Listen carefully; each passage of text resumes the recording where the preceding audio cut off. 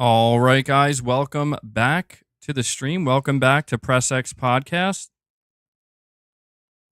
Appreciate you guys joining me today. Hold on, having a bit of an audio issue here. See if that fixes it.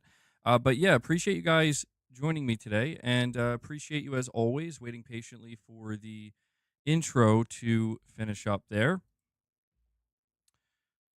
Give me a little bit of feedback before we go any further on the audio quality. I just want to make sure everything is coming through good. It seems like it's decaying a little bit too much. Let's try this. Let's see if that helps it at all. Hopefully that corrects it. Been having a few audio issues recently. Nothing serious. MRPD is asking, do I get some ribs and wings or tacos? I mean, for me personally, ribs and wings sounds better, like especially wings. I really like chicken wings a lot, so if it was me, that's what I would go for. I do like tacos as well, but I'd have to go for the wings, honestly.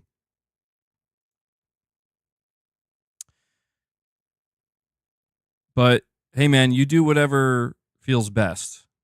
You do whatever feels best, MRPD.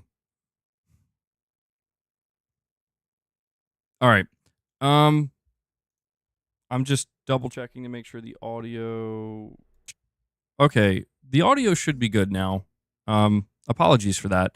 But yeah, welcome back to Press X Podcast. We have another episode here. We have quite a few different topics, not a whole lot. We have about like 3 to 4 topics we're going to be going over and talking about today. And one of the topics we're going to be talking about centers around PlayStation VR2 and how Sony seems to reportedly have pulled funding, and there seems to be a lot of people that are not surprised to hear something like this being reported, but we also don't have confirmation whether or not this report is actually legitimate or not.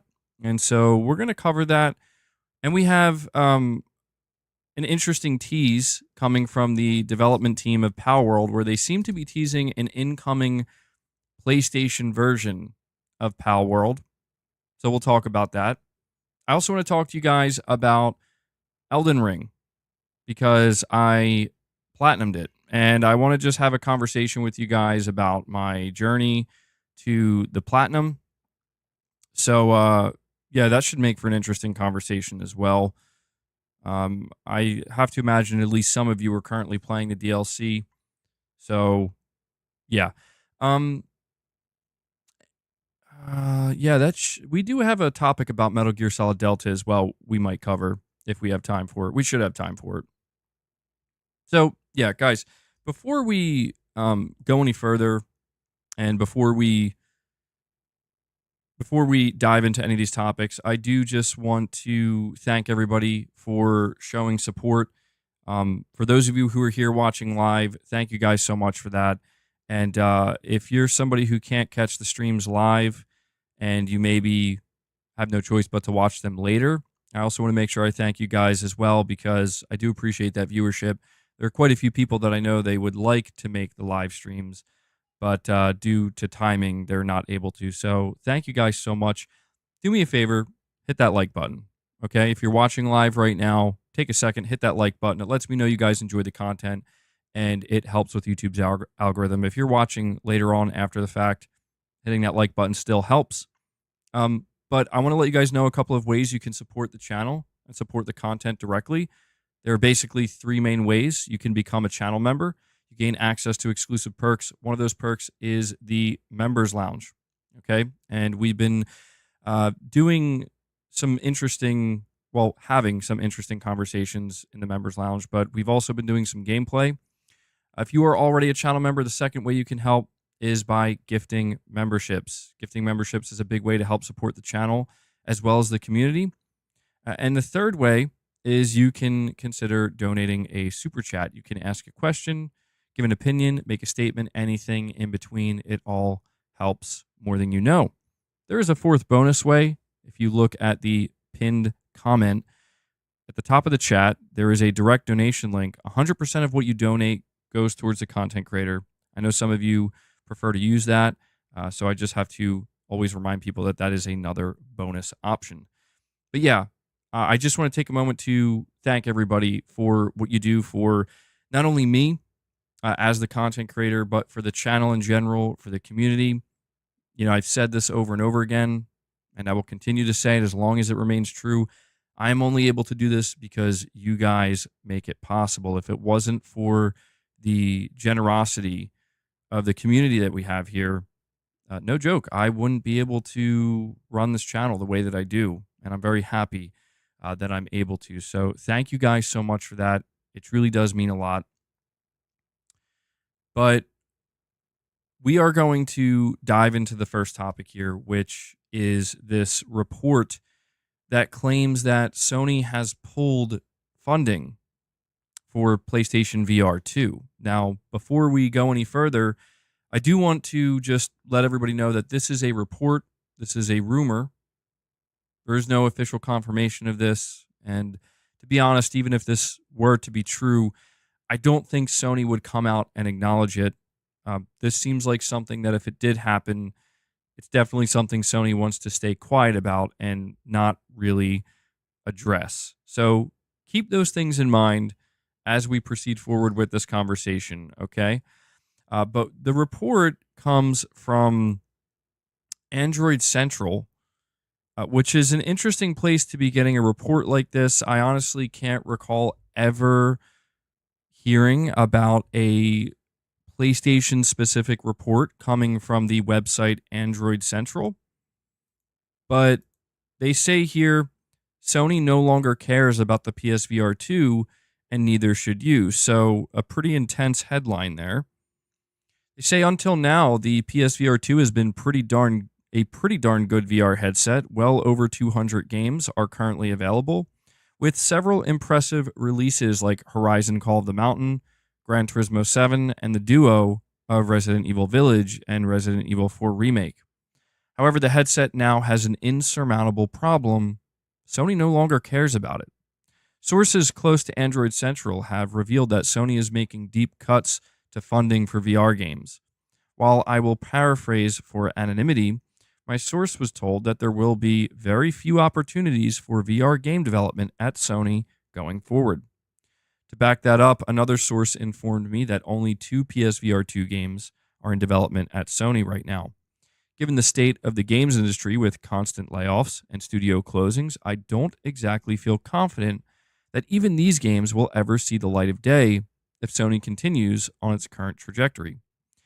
Android Central has reached out to Sony about its PlayStation VR2 development plans, but they did not get back to us in time for publication. We will update the article once we have more information. I should have seen the writing on the wall when Sony's Insomniac Game Studio got hacked in December of 2023, revealing the fact that the company wasn't working on a single VR game for Sony's flagship VR system, the PSVR2. That's important because Insomniac Games, maker of the Spider-Man series, Ratchet & Clank, Spyro the Dragon, and several other well-known successful properties, made 4 games for Meta's then Facebook Oculus Rift platform.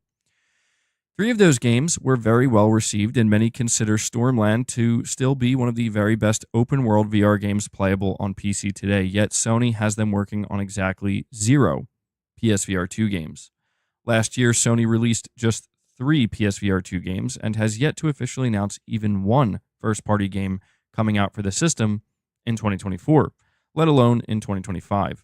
Of those games, Firewall Ultra developer First Contact Entertainment has since shut down. To add insult to injury, Sony then closed down London Studio in February, a team responsible for another of the PSVR2's highest-rated games, Blood and Truth, as well as the PlayStation VR Worlds demo disc. And that's it.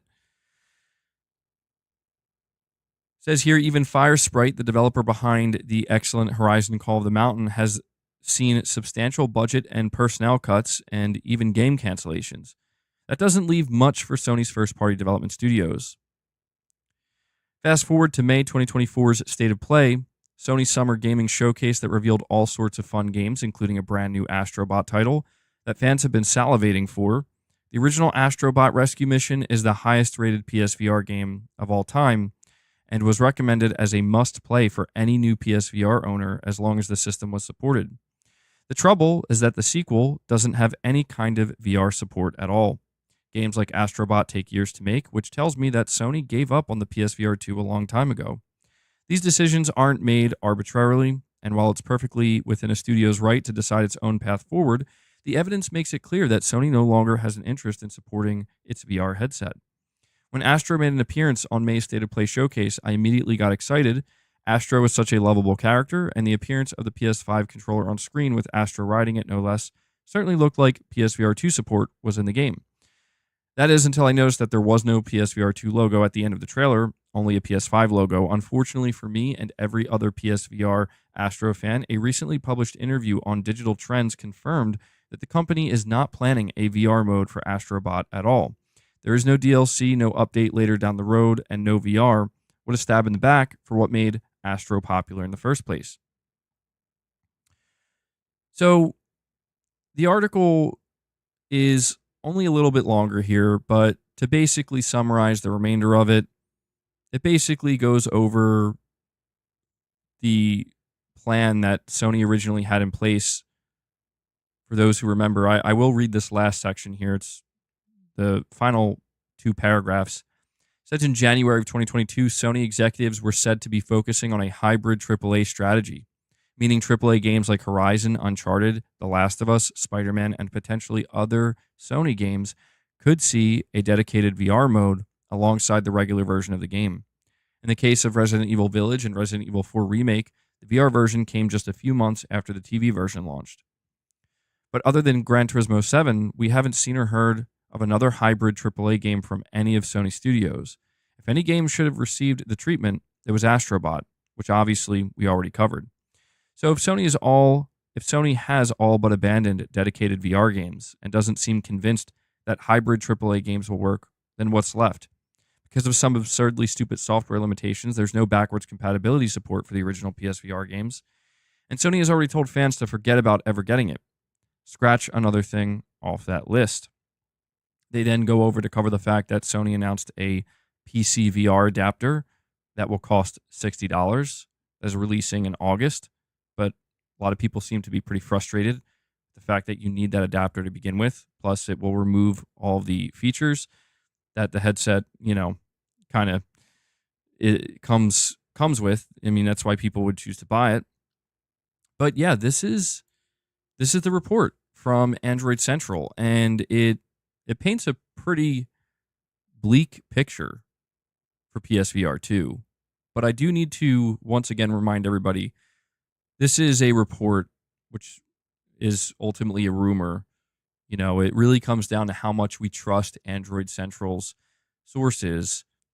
So I just want to remind everybody to take it with a pinch of salt, just like any other rumor. But honestly, if you were to ask me, do I believe this report? Do I believe that what Android Central is saying is true?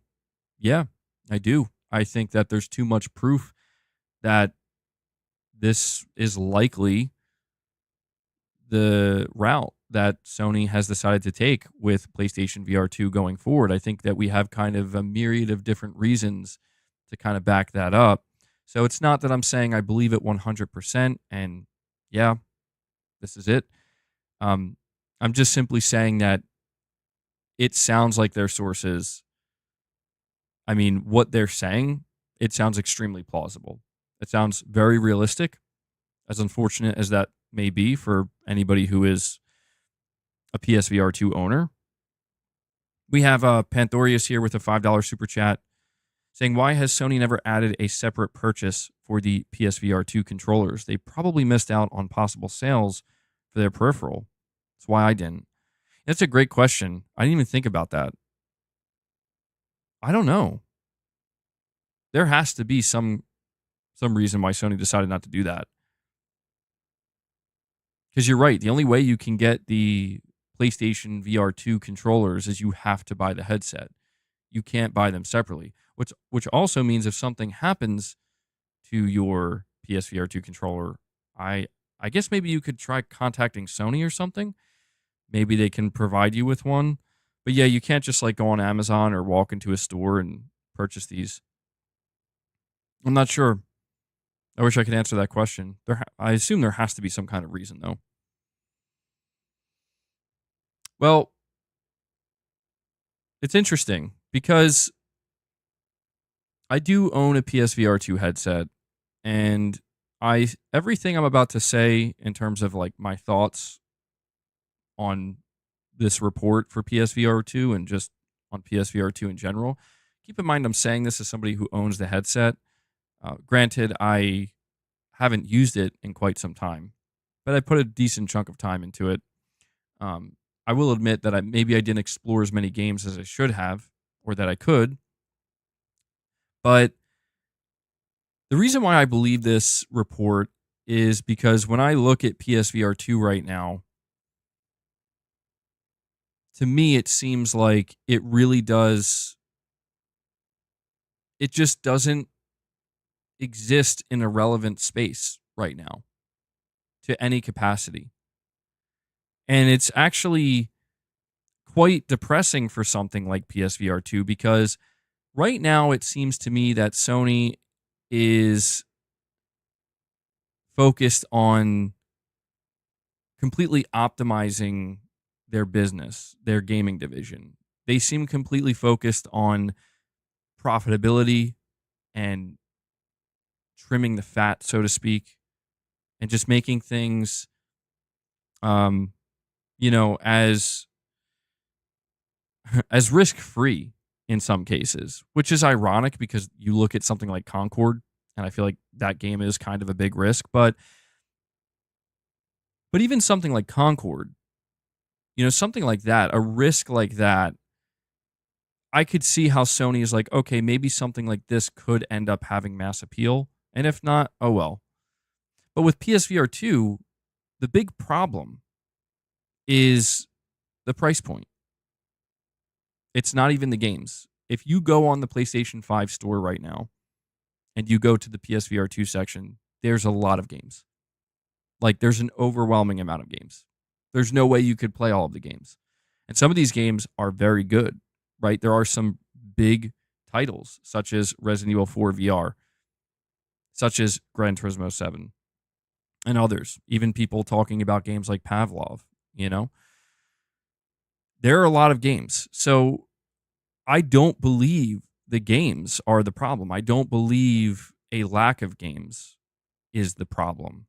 I will say that a lack of meaningful first-party support could maybe be a problem, where we do look at a game like Astrobot and the fact that the first game was a PSVR exclusive, and the sequel comes out and they're like, hey, we're not doing VR at all. Yeah, I think something like that is a little bit of a problem for people who invested into the headset and people who kind of believed in Sony's VR vision. But I think the true Achilles heel for PSVR 2 is the price point of $550. This headset is more expensive than the PlayStation 5 console itself. And I always thought that this could potentially be problematic for Sony and for PSVR 2. But I always kind of maintain that, Sony's going through with it. Sony is committing to this headset. They are committing to this price point. So maybe they see something I don't. Maybe they have some kind of telemetry that tells them that, no, this is the price point we should put this at, and it'll do just fine. Because from the outside looking in, when I saw that price point, I think a lot of people felt this way, it just kind of felt like,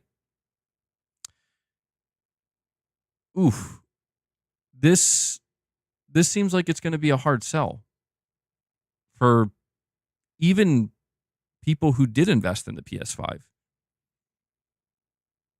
So for me, the price point is the most likely culprit for all of this because the headset itself is great. The technology is great. And honestly, that's probably why it's so expensive. The games are there. Maybe not an there isn't an overwhelming amount of big AAA games for PSVR2, but the games, as far as I'm concerned, considering this headset has been out for just a little over a year now, like close to a year and a half, I'd say the amount of games that are there, I don't think somebody could realistically come out and say it doesn't have enough games. I just think that it doesn't have any mass appeal whatsoever. I think that this is very much a niche product that maybe Sony thought, if we continue to support it, right? If we go all in with PSVR 2, maybe we can be the first ones to really help this medium, the medium of VR, help it really take off. But it just really seems like the decisions that went behind, the business decisions, that went behind PSVR 2, it really seems to me that it was pretty much antithetical to something like that happening. You know? Even somebody like me, I consider myself a pretty hardcore PlayStation fan, you know? And I wasn't there at the launch of PSVR 2. I waited almost 6 or 7 months. And I had to kind of convince myself that, that this will be worth it. And granted, the experiences I had on PSVR 2, they were good. But I kind of started to realize the more I played PSVR 2, because I was really enthralled with it at first. And I think that this is kind of how it goes for a lot of people who play VR, especially something as advanced as PlayStation VR 2. You get really enthralled with it. And some people still feel this way, even after a year playing it. But a lot of people, I think, get really immersed in it, and they're kind of a honeymoon phase in a way, where it's whoa, this is brand new. This is totally different. This is unique to anything else I've experienced. And then you play it for a little while, but then, the novelty of it, at least for me, starts to wear off a bit. And it's not that I feel bad about it or I feel regrettable. It's just, okay, well, maybe I'm just not going to play it as much as I thought. And then before I know it, I'm buying regular games, I'm playing regular games, and that's where I'm spending most of my time. And weeks and months will go by, and I'm just realizing, I'm not really using my PSVR 2. And I'm not even checking to see what games are coming out for it. And it really does get to a point where I start to question, how much do I really like VR gaming?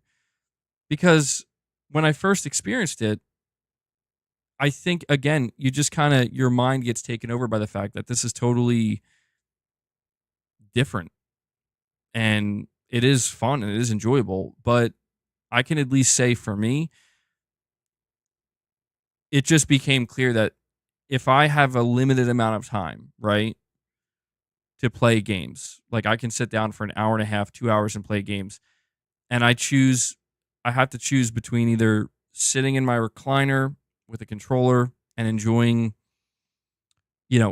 any regular game that's coming out, or setting up PSVR 2 and playing some PSVR 2 game.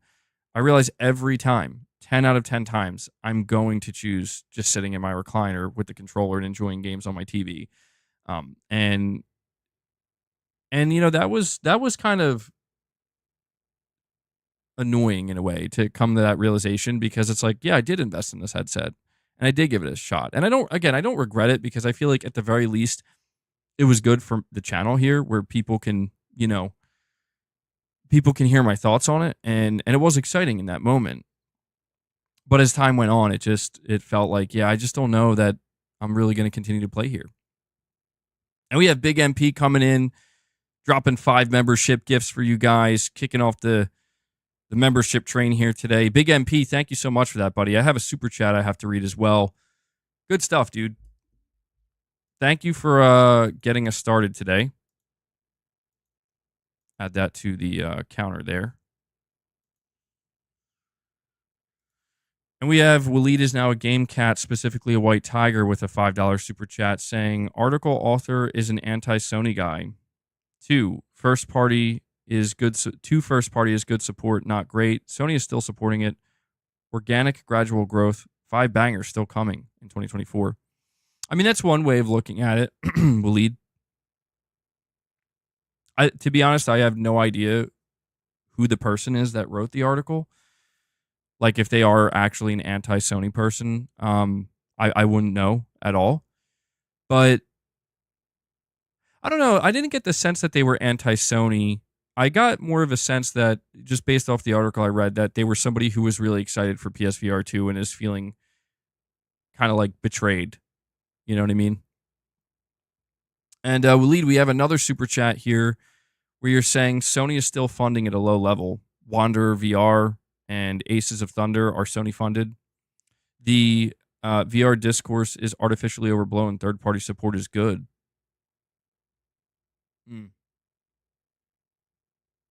I do think some people probably overblow it. You know, they make it seem a lot worse than it really is. However, I will say this, Waleed. I do think the situation for PSVR 2 is just not good. And I get where you're coming from, and I understand that it can be hard to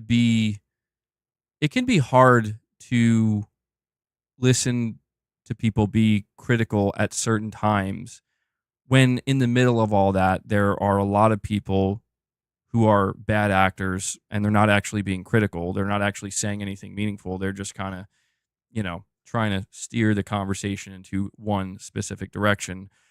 And so what I can say to you or to everybody listening is,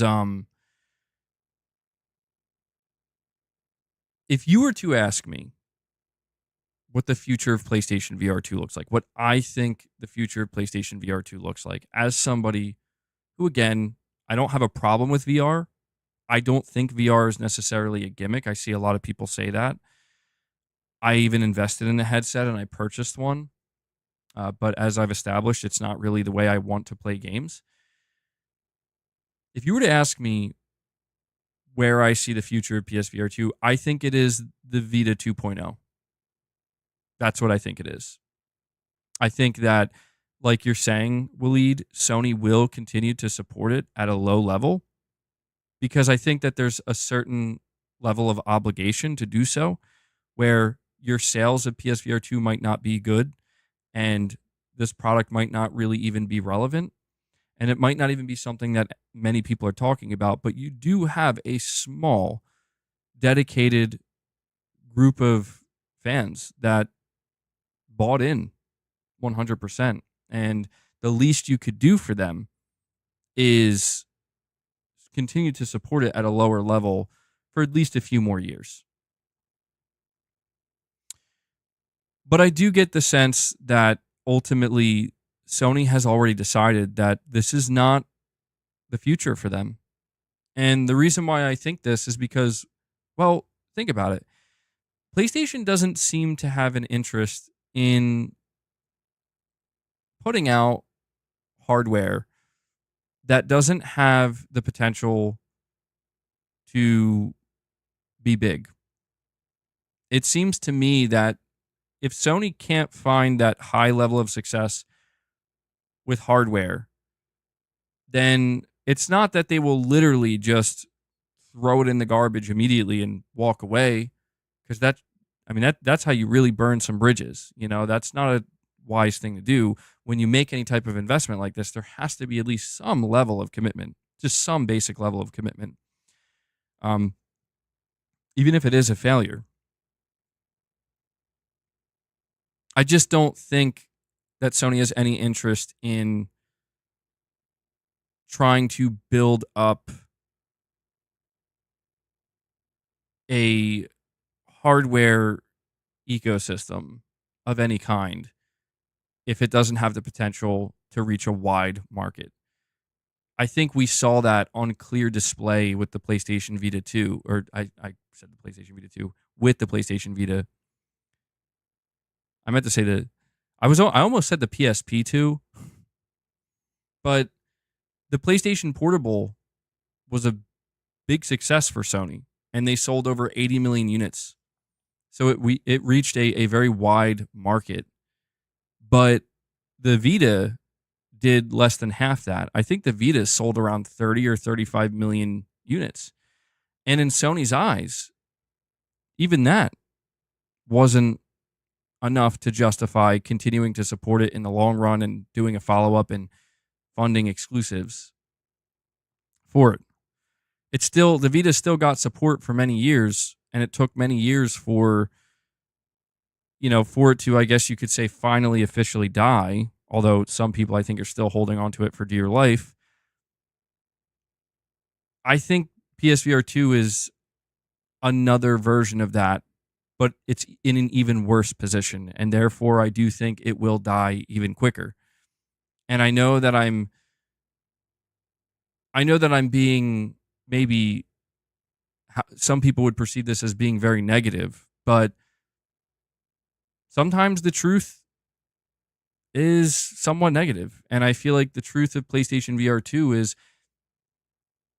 regardless of how much enjoyment a person may be getting from it or how much a person believes in it, it does seem clear to me, and I could be wrong, but it does seem clear to me that Sony has already given up on PSVR 2, and they're going to do the absolute bare minimum to try to convince people who have bought PSVR 2 that that's not the case. But you know what it really was for me? What it really was for me, it was Astrobot. That's what did it for me. When Sony came out and revealed Astrobot, and it has nothing, it wants nothing to do with PSVR 2. For me, that was the death rattle, because I remember saying prior to that at the bare minimum, at the absolute bare minimum, a game like Astrobot should be playable on VR2, not a dedicated PSVR2 exclusive, but playable. And the developer even came out and said, like, yeah, we're just focused on the regular version. And I'm going to give you a theory, my own personal theory, as to why I think this is. And you can tell me what you think of it, whether you agree or disagree. We have B Flesher here, member for 13 months. Thank you, buddy, saying, until VR becomes a pair of goggles/glasses, it won't be mass adopted. People don't want to have a weight on their head and put in effort to get set up. Yeah, I tend to think that way as well, B Flesher, because one of the things that I actually didn't enjoy about PSVR 2 and made it pretty easy for me to avoid it when I have to make the choice, like, do I want to play a regular game with a controller in hand or put on my PSVR 2 headset, it was the fact that it is a weight on your head. It's not that heavy, but, if you're playing for like an hour and a half, you start to feel it. You start to feel it, and it becomes impossible not to feel it. And, I've talked to people on the channel here where they play VR all the time, and I guess they just get so kind of used to it and accustomed to it, where they they are able to kind of get into that zone where it's like they don't even feel it on their face.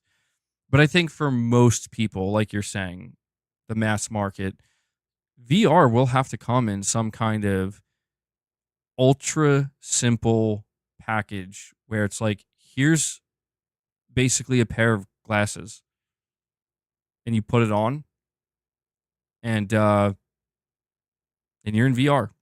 I don't know how far away we are from that. I feel like we still have some time, certainly. And I get the feeling that Sony will not be the one to facilitate that at this point. But I do agree, generally speaking, that as long as VR remains not only somewhat cumbersome, but also expensive. And I think that's that to me is kind of the real nail in the coffin, so to speak, for PSVR 2, is the fact that it's like Sony isn't just asking people to buy a PS5. They aren't just asking people to be okay with wearing this headset. They're asking people to spend another $550. And on top of that, and I think that we put Astrobot aside. Yeah, you're not seeing with games like Spider-Man 2, like you're not seeing Sony come out and be like, "Hey guys, 6 months later, here's here's like a Spider-Man 2 VR game or like a Last of Us VR experience or something." Like, you're not seeing anything like that. The closest thing you saw was Horizon Call of the Mountain, and I think a lot of people latched on to Horizon Call of the Mountain because we kind of got this sense that, okay, maybe this could work if this is what you're planning on doing, where we kind of have these offshoot, well-known PlayStation titles, but crafted for VR, shorter and maybe not as in-depth experiences, but something that really speaks to the wider market that engages with these games. And even when you look at something like that Batman Arkham game, that's another example, by the way, that I think it's just another nail in PSVR2's coffin potentially. It is, you get this new Batman Arkham VR game announced, and everybody's like, whoa, okay. I mean, some people are automatically going to be upset that it's a VR game.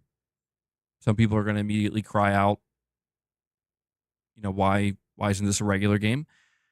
But for those who are interested and those who are excited, and then you find out, oh, it's a Meta exclusive. It's not coming to PlayStation VR2. I mean, yeah, stuff like that. I'm just like, I'm not saying that's like a death blow. It's not a death blow, but it's like, if like that, something like that does seem like it could be a major point of frustration for anybody either invested in PSVR2 or especially those considering investing in PSVR2. And that's another thing too. Yeah, the Meta Quest has completely outsold. I mean, just completely outsold PSVR2 by a wide margin. And I just think that there's this giant mountain that Sony would have to climb to get where they would want to be with PlayStation VR. And the problem with it is I think it would require an absolutely unrealistic amount of resource and investment from Sony themselves that if you're Sony, you're just going to say no. It's just not worth it. We're going to move on to something else. And I do think there is a clear path forward for PlayStation with hardware outside of the PlayStation console and something like PlayStation VR. I'm going to talk about that in a moment. I want to talk about this theory that I was alluding to. And we have Waleed is now a game cat, specifically a white tiger, with another super chat. Appreciate it, buddy. You're saying Meta is a $1 billion company whose main product is VR AR, incurring tens of billions of losses to spread VR. VR2 being a peripheral won't lose billions. You are correct. Yeah, this is another big difference between the way Sony is operating in the VR space versus, I guess what you could say their main competitor, if you want to view it that way, with Meta.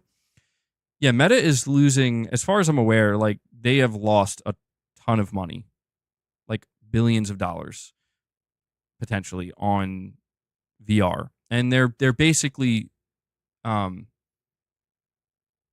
they're kind of strong arming it in a way where they're like, look, we're going to eat the cost because this is too important to give up on. Like, we have to keep putting this out there, like we have to keep supporting it. We can't risk not being at the forefront of this. And that's Meta, right? When you look at Meta as a company versus Sony, you can kind of see how that makes more sense for a company like Meta to be willing to do something like that. But even then, it's still not a guarantee that it's going to work out for them in the end. And so I will say Sony has taken a much more conservative approach with PlayStation VR2, almost too conservative.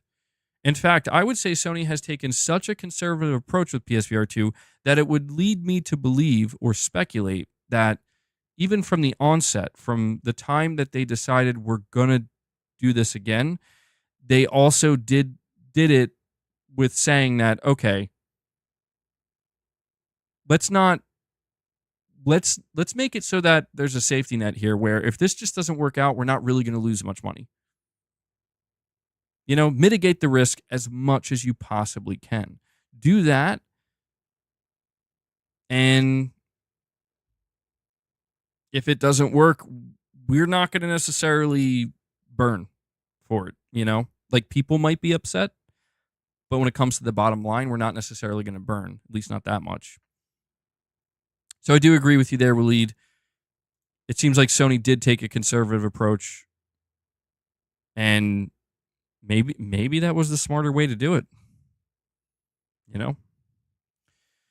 We have Rich Rod 908 saying, MB Gangstas, stand up. Save VR. Xbox Wanksters jealous. Ooh. Damn, Rich Rod. Rich Rod always coming in with these wild super chats, man. To be honest, though, Rich, I don't think anything can really save VR2. The only thing that could truly save PSVR2 at this point is Sony. I do believe that. I don't think it matters if it does pick up sales-wise a little bit. It would have to be, like, substantial. I mean, I think a couple million people would suddenly have to go out and buy PSVR2 in order for Sony to be like, hold on, maybe we stick with this. But I think the only thing that can really save PSVR2 is Sony, because Sony would have to be the one to say, listen, we need to get a game on here. Like, whether we fund that game ourselves or we find a partner, like, we need to get something on here that is a must-have, must-play, frankly, a system seller, a double system seller, something so good, so undeniably good. You will go and you will buy a PS5 and you will buy a PSVR2 headset. And I feel like Sony has not delivered. I think the closest thing they probably got is something like Gran Turismo 7 VR. You know? And we have Big MP coming in with a $5 super chat saying, you know what, MBG? I'm feeling it today. It's them Hawk Tua memes. I'll match all the membership gifts. I'll drop a $500 super chat if we hit a 500 member goal. Wow. I don't know, Big MP. That's okay. That's pretty wild. That's pretty wild. You'll drop a $500 super chat if we hit a member goal of 500. All right, guys. Who's going to make this happen? Somebody's got to make this happen. Dude, I'm telling you, if it was anybody else, I wouldn't believe it. Yeah, I don't know what those memes are either. Yeah, I'm going to stream for 10 hours now. I'm not ending the stream now. Big MP he solidified it, man. 10-hour stream. I'm not stopping the stream till we hit a goal of 500 members. I'm going to rename the stream 500 member goal. That's crazy though, man. Normally I wouldn't really think too much of this, but Big MP is he's good for his word, dude. He does this sometimes. Mini Tom Official comes in. He's like, here we go. Mini Tom Official drops 5 membership gifts for you guys. He's taken Big MP's word here. Mini Tom, thank you so much for that, bud. All right, well, listen, I'm going to... Hold on, can I... Oh, I can't pin... Really? That's weird. I can't pin a super chat?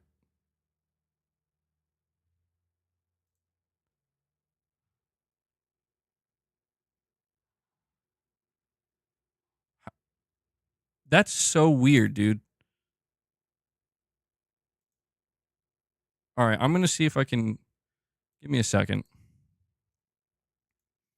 I'm going to see if I can get this to the top of the chat just so we can.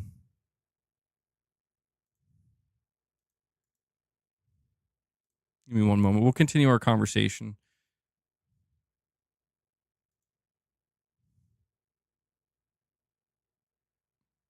All right, I'm gonna put this at the top. It won't let me.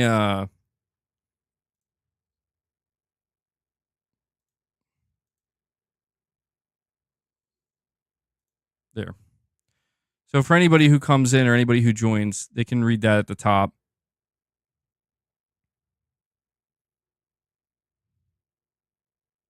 All right, well there you go, guys. It's up to you. It's up to you. If you guys want to get a membership train going, we got Big MP in here, and he says he's feeling it. He claims he'll match all the membership gifts we get, which is nuts. But he's done this at least 2 times before, so he is good for it. And as I say that, we have Exley Get Some Trismegistus. He comes in, he drops another 5 bomb. He wants to get the membership train going. So that's 10 memberships gifted already. Really appreciate that, Exley and Mini Tom. Get some! Get some! Good stuff. Good stuff. So we're now at 15. Now, I will say he's saying some crazy stuff here. Big MP is saying if we hit 500 members, which is nuts. Bro, 500 members is insane. But he says if we hit 500 members, he will drop a $500 super chat. So guys, let's do it. 500 member stream. But thank you guys so much for the support, man. And Big MP, thank you for that, bro. This guy comes in he comes from the shadows. Who is this dude? Some people think he's a famous Bollywood actor. All right. Yeah, I don't know. When you say the 500 member goal, do you mean today, or do you mean like over the course of a week or something? Like I should probably clarify that, because if you're talking about over the course of a week, that could be doable actually. In a day, though, I don't know. It's super, super, super rare that we ever see something like that. I want to tell you guys my theory, though.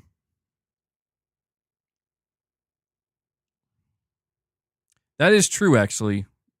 Exley's reminding us. He says, let's not forget, we hit over 1,500 members in one day one time. Yeah, that was a crazy day, dude. That day was like a blur. But it is possible. Yeah, crazier stuff has happened, man. The Drum Man 77 says it's me. Uh-oh. Hold on. Let me tell you my theory, though. Why do I think Astrobot isn't going to be on PSVR2? I'll tell you why. Well, Team Asobi acknowledged this. Team Asobi came out in an interview, and they straight up said that we're not putting Astrobot on PSVR2 basically for technical reasons. They claimed it was a technical reason. It would be too difficult. It's not going to be as simple as people think, and it's simpler for other games that are like first person and whatnot. And a lot of people were upset about this. A lot of people were upset about this because they were like, well, that's BS. You know? That's BS. Like, we see modders able to create PS or not, just VR versions of games that were never meant to be in VR. Like, you can play like multiple PlayStation games in VR. They're like modded. So a lot of people were calling BS on this one, but here's my theory.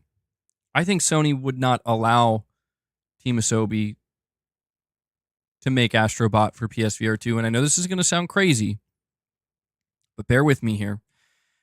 My theory is that Sony is trying to make Astrobot the next big thing for PlayStation. Like the true Mario level mascot for PlayStation.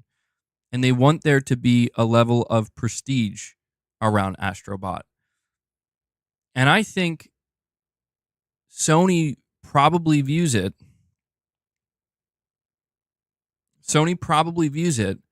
as if we have them create a version of this for VR2 and we market it that way, people are not going to treat this like a proper AAA release.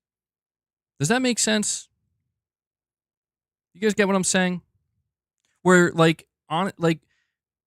having Astrobot attached to PSVR 2, it's going to hurt the sales potential of this game, because people are going to be confused. They're going to think, oh, this is a PSVR 2 game. It's like, wait, no, it's not. It's actually a PS5 game first. But you can play it on PSVR 2. And I think it just risks muddying the water a little bit too much and possibly interfering with Sony's goal here with Astrobot, which is to make it like a real, true, genuine PlayStation mascot that can be, universally adored and for all ages. That's my theory. I could be totally off the mark, but I do kind of feel like Team Asobi, I'm not saying they're lying. I'm just saying the idea that Team Asobi couldn't get a VR version of this game running, I don't believe that. I think they absolutely could. They literally made Astrobot 1. It was a VR 1 exclusive. So I think they absolutely could. I just think it's a matter of no. We don't want to muddy the water. We don't want to confuse people. We want people to fully understand that Astrobot is a full-blown PlayStation 5 console exclusive, and that's it. That's how I view it. And we have Waleed is now a game cat, specifically a White Tiger. He says, if you played Astro VR1, you know a hybrid won't be as special. I would prefer Rescue Mission ported to VR2. Flat Astro is going to be big. Image matters. Yeah, that's a good way of putting it. Image, like the image of what Astro is. Hold on one sec, guys. Boss, you gotta get down, bro. No, you gotta get down. Come on. Whoa, easy. Chill. I forgot to block off this section of my desk here, and Boss is, he's once again thinking he can have free reign and destroy everything. But yeah, that's kind of what I'm speaking to here. I think it's the image of what is Astro, and could they end up doing just a flat port of it to PSVR 2? They could, and the fact that, I don't know, man, something that was also pretty telling to me is that Team Asobi didn't even leave the door open. Team Asobi didn't even say, oh yeah, maybe we'll do something in the future. They were just like, no, we're not doing VR. And I think that's interesting. I think that's pretty telling. But I want to tell you guys where I think Sony is headed next beyond PlayStation VR 2. I think Sony does have a hardware pipeline. And actually, hold on one sec.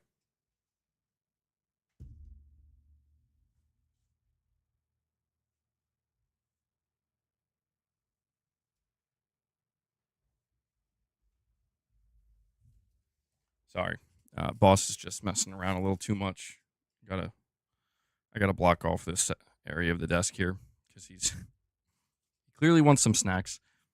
But I do think that Sony has a very clear pipeline for hardware, and I want to tell you what I think this pipeline is and why I don't think PSVR 2 has much of a presence, and why I don't think there's going to be a PSVR 3. So the pipeline of hardware going forward for Sony: PS5 Pro, PlayStation 6. That's fairly obvious, right? PS5 Pro is going to be a new console that Sony's going to release apparently at the end of this year. But a couple years from now, they're also going to release a PlayStation 6. So the main flagship console experience, that's not going anywhere. But I think essentially what we're going to see is a replacement. I think we're going to see Sony return to the handheld market in a meaningful way. I think we're seeing the beginnings of that with something like the PlayStation Portal. I think the fact that the PlayStation Portal exists and that Sony is actually out here updating it and supporting it and kind of frequently talking about it, I think that is a clear sign that they are planning to get back into the dedicated hardware space, portable hardware space, in a meaningful way in the not too distant future. And I think essentially this is what's going to end up replacing VR. I think that Sony abandoned dedicated handheld hardware after the Vita, and then they decided to do VR instead. And then they invested heavily into VR1, and they continued that investment with VR2. We see where VR2 is now, and I think what's going to happen next is Sony's going to quietly walk away from VR2 over the next couple of years. And as they are doing this, they are in the process of R&Ding and putting together a dedicated handheld. And I think what Sony is hoping is that by the time it becomes clear that they're not,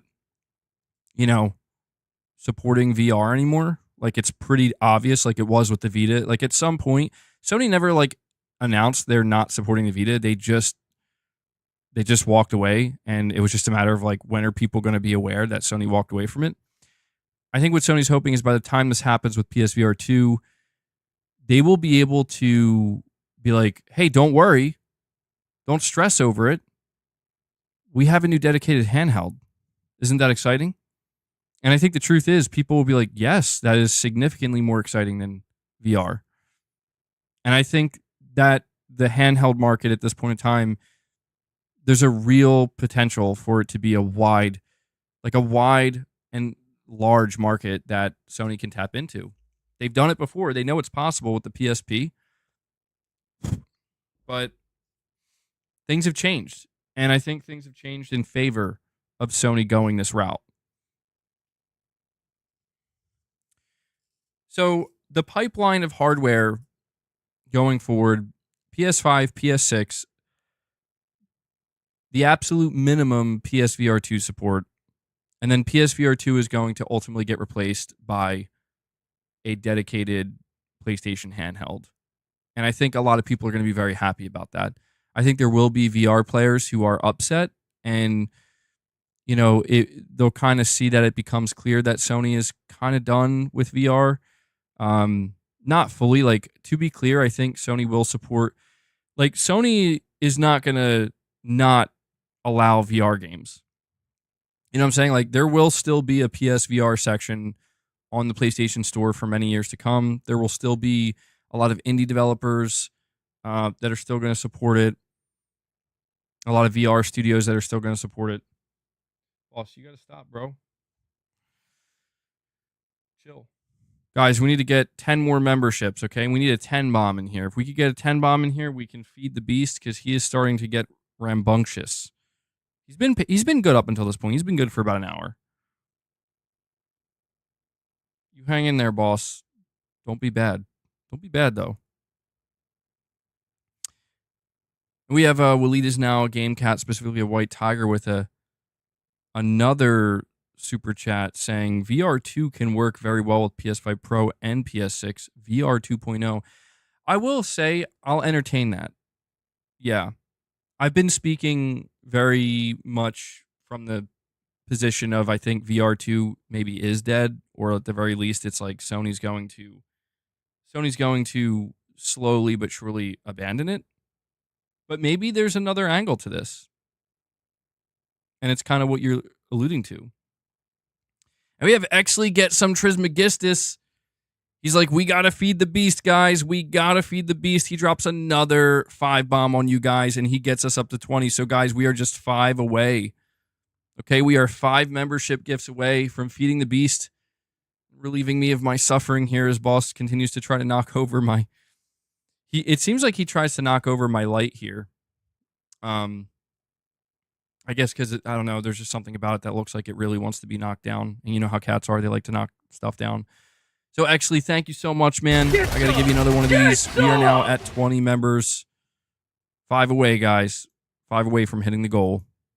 And a reminder, Big MP claims he will match every membership gift drop today. So I'm going to continue to emphasize this because he is good for his word. So for every membership gift you guys drop, Big MP is going to match it, which is nuts. He's done this before. You hate that about cats? Yeah, I mean, you kind of get used to it a little bit, but I don't know. I try to understand Boss's pattern here. You know, he has like kind of a pattern where he's chill for like an hour, and after an hour he gets a bit rambunctious. And then we have Matt Fu and Hellbound 1981 coming. And look at that, back to back. Pretty much dropped those membership gifts at the same time. And together, Matt Fu and Hellbound form a 10 bomb, getting us up to 30 members, which means we can finally feed Boss a few treats here. Maybe give him a little bit of catnip as well to make him completely happy. So thank you guys so much for that. You just brought us up to 30 members on the day. Appreciate all the support and all the love you guys show me as well as the community. Simply couldn't do this without you guys. Let me update this. Leia, you're not going to want to leave yet. You're not going to want to leave yet because I'm about to give you some catnip. So hold on. Boast, do you read me? It's time to feed the beast. Every time I shake this, man, he knows. Now, I'm only going to give him a little bit. I'm trying to like cut down on how many snacks and treats I give him. So just a little bit.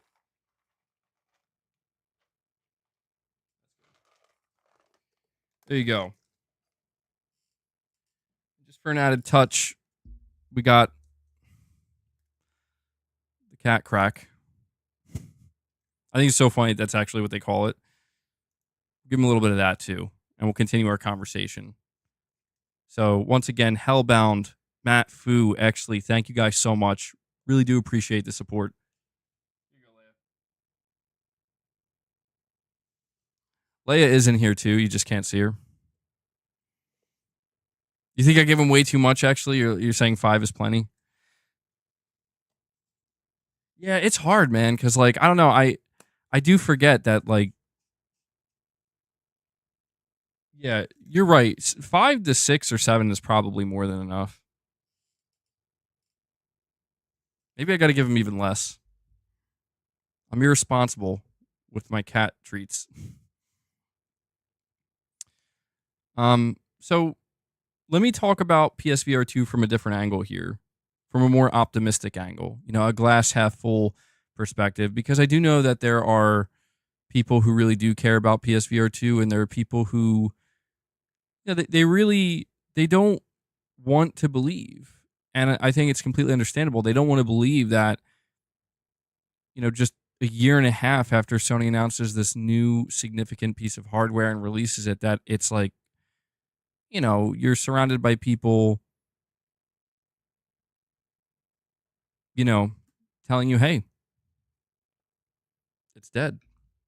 Hold on one sec, guys. We have King Sam. I see you, King Sam. King Sam saying MBG 50 bomb if you buy Hi-Fi Rush. Need that member stream. How much is Hi-Fi Rush?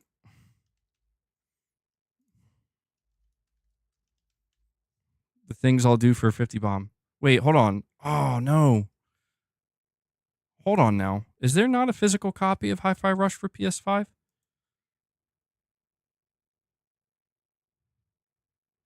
I thought there was a physical copy.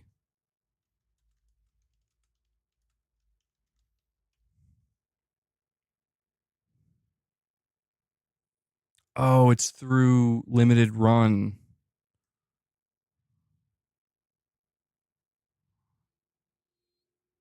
Okay. Can you still get it physically? Or did I miss the window? Because, you know, we were talking about that, King Sam. I mean, you know, the things I'll do for a 50 bomb, you know that. You already know, but we were kind of hinting at that. Doing like maybe like a Hi-Fi Rush member stream. I feel like I have to play it at some point now, though. Like, especially like knowing the studio is gone now, and that's the last game that they made. It does feel like. All right, let me see if I can find it here. I'm on limited run now.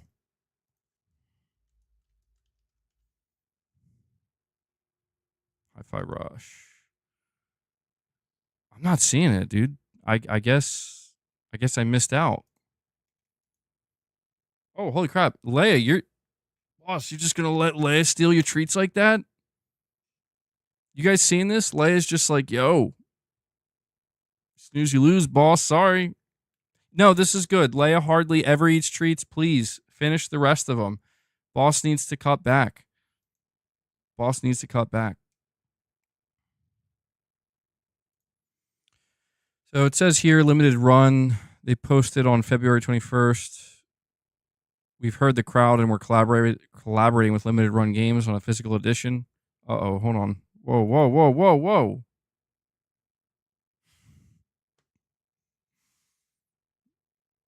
What are these cats doing, man? Limited run is apparently doing it, but I'm not seeing it anywhere on their website. But either way, King Sam, sorry about that. Let me just go check the PlayStation Store really quick.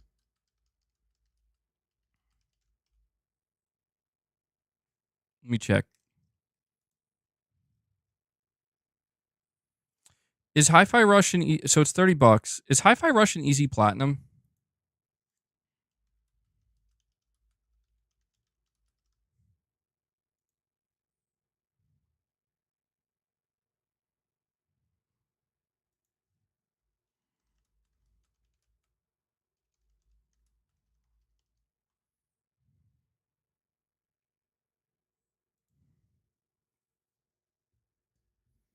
That's your first time seeing Leia.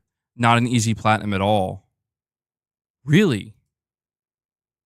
That's interesting. I would have thought, I don't know, I guess just looks can be deceiving, right? I would have thought just by looking at it, it would have been an easy platinum. What could you tell me what makes it so difficult?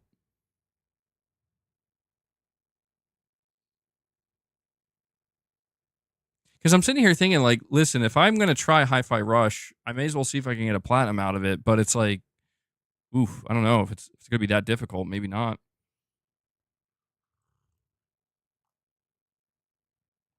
I mean, we're gonna have a big conversation later on about platinuming games.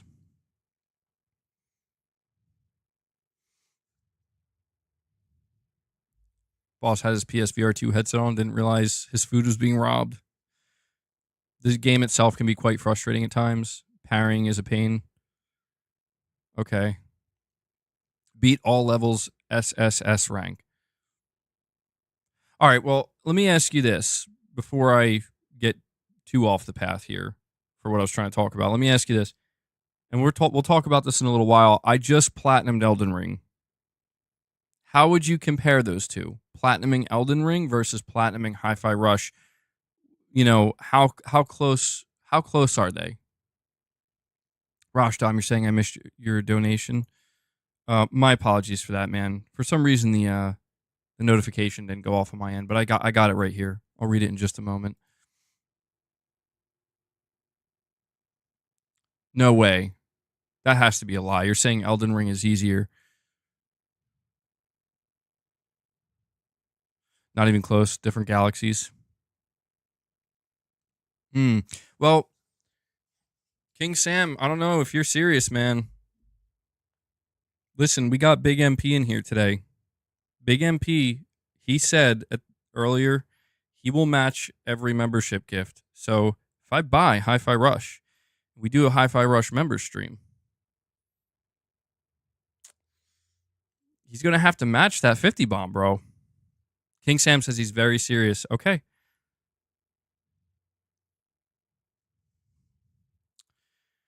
Yeah, I think I'm going to have to do it, man. I got it up here right now.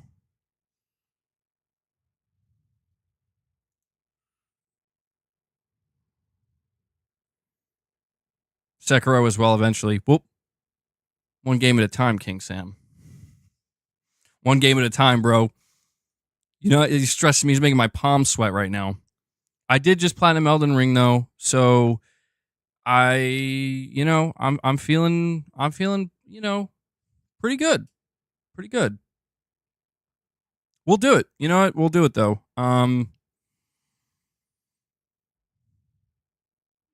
Saying we'll just do it. I'm about to say we'll do it today. Screw it. We got Exley. Exley comes in and drops another 5 bomb for you guys. Exley's keeping this membership train going today. Exley's feeling it. Brings us up to 35 members on the day. Love to see it. Exley, thank you so much, man. Let me add that to the counter. Exley's putting in some work for this community. All right, King Sam, you got a deal, man. You got a deal. You drop a 50 bomb, I will buy Hi-Fi Rush I'll have to buy it digitally, of course. That pains me. But I'll buy Hi-Fi Rush and we'll do a member stream. Playing some Hi-Fi Rush.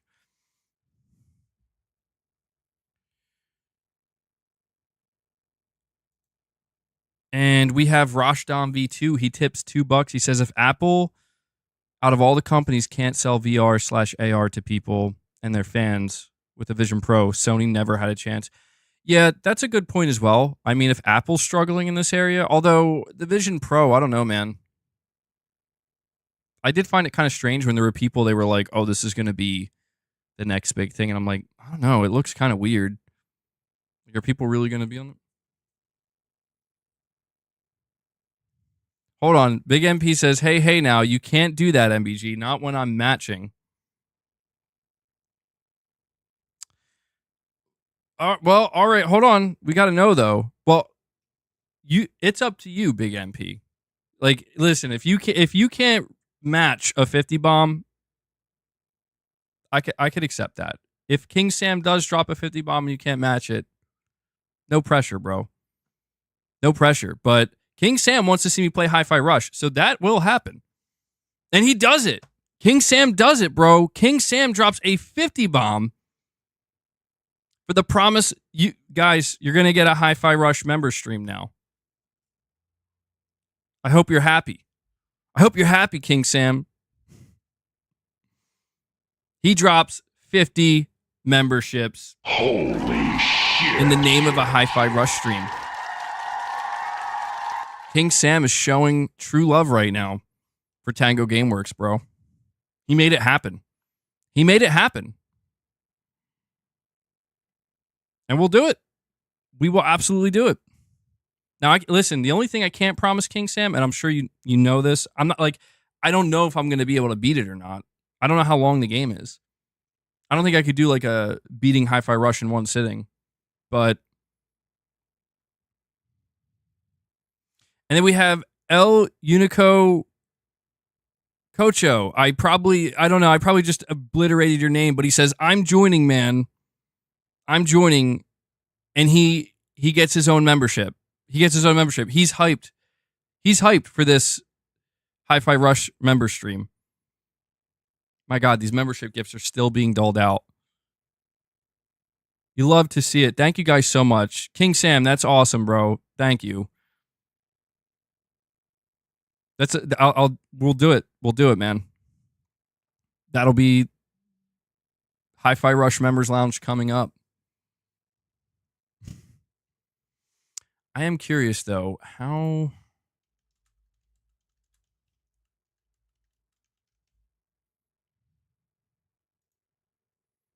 so Hi-Fi Rush is about, does that sound right? It says it's about 11 hours. Why is that sounds longer. That sounds longer than I expected. Hi-Fi Rush is 11 hours long? I think I might completely misunderstand what this game is. And Big MP says, no worries, I'll count that 50. Well, there you go. Look at that. Now we're cooking with fire.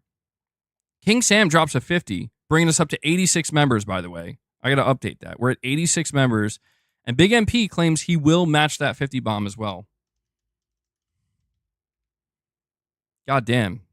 You guys are on fire today. Seriously. So here's what we'll do. I'll leave it up to King Sam, since he's the one who dropped that 50 bomb for the Hi-Fi Rush stream. King Sam, you got to let me know. I'll leave it up to you. When would you prefer to do the stream? Since you're the one making it happen, would you prefer to do it after this stream today? Or would you prefer it like on its own like tomorrow or another time. So I'm good with whatever. It's I'll leave it up to you. It's I'll leave that in your hands. And we have a DJ here, member for 12 months, says, "What's good, MEG? I finally hit a year-long membership, LOL. Also, what games are you playing at the moment?" I just finished platinuming Elden Ring, which I'm gonna have a discussion about that in a little bit. I want to talk to you guys about my journey to platinum Elden Ring. I just did that, and I'll talk to you about my thoughts on whether or not I'm going to play the DLC now. But that's what I've been obsessively playing Elden Ring, basically. And congrats on your year membership, man. And you gift a membership as well. Thank you, DJ. So DJ's keeping the membership train going. He gets us up to 87. Good stuff, bro. Good stuff. King Sam says today would be great. All right. Well, we'll make it happen. We'll definitely make it happen, dude. So I'll let everybody know now. If you are a channel member or if you want to become a channel member or if you got gifted a channel membership, we will fire up a members lounge after this stream, which actually I think it's a good thing because, to be honest, I don't have a ton of topics today. So I think this works out quite nicely. So when this stream's done, we'll fire up that members lounge and we'll play some Hi-Fi Rush, man. I don't know what to expect, truthfully. Everybody's told me it's a great game, so I hope I like it. I guess I'm a little bit afraid I'm going to play it and be like, man, I don't know. And Matt Fu comes in and he says, we're doing it today, guys. We're doing it. He drops 20 more membership gifts for you guys, and he gets us over the 100 mark. Big MP has to be sweating right now, dude. Big MP has to be sweating right now. He's sweating bullets. Matt, thank you so much, bro. Holy shit. You guys are crazy. We're sitting at 107 members on the day. Yeah, get as many people in here, man. Get as many people in here as we can. I will let you guys know, too, because there might be some new people getting membership gifts today. The last gameplay stream we did, it was last week. I streamed Elden Ring. And it's basically almost 2.5 hours of me struggling on the hardest boss in the game, Melania. It's a good time. So you go check that out when you have the time to do so, if you're interested. And there we go. So thank you for all the support you guys are showing, guys. It truly does mean a lot. It does. You guys are awesome. We have an amazing community here. So I think that about wraps our topic up for PSVR2, though. Oh, yeah, you know what? Good point. You're saying start downloading Hi-Fi Rush. Yeah, I didn't think about that. Let me, here. Give me one moment. I'm going to go turn my PlayStation on so I can purchase the game and download it while we're finishing up our topic. So that should just take me a moment. Give me one sec, guys.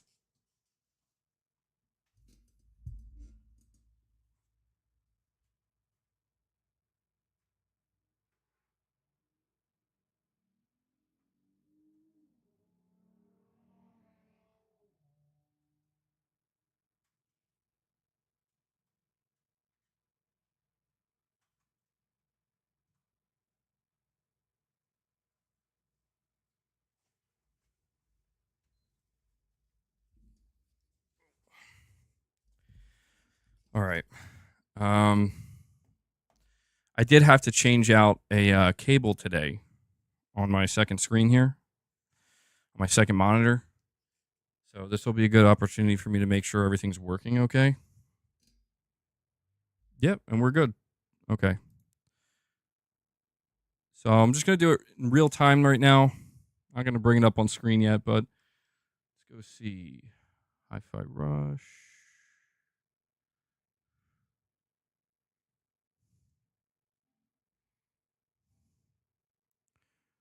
$30. Oh, wait, hold on. The deluxe edition is cheaper. That's insane. The standard edition is $30. The deluxe edition is $24. So clearly I'm going to go with the standard edition for $30. No, I'm going to get the deluxe. Confirm purchase.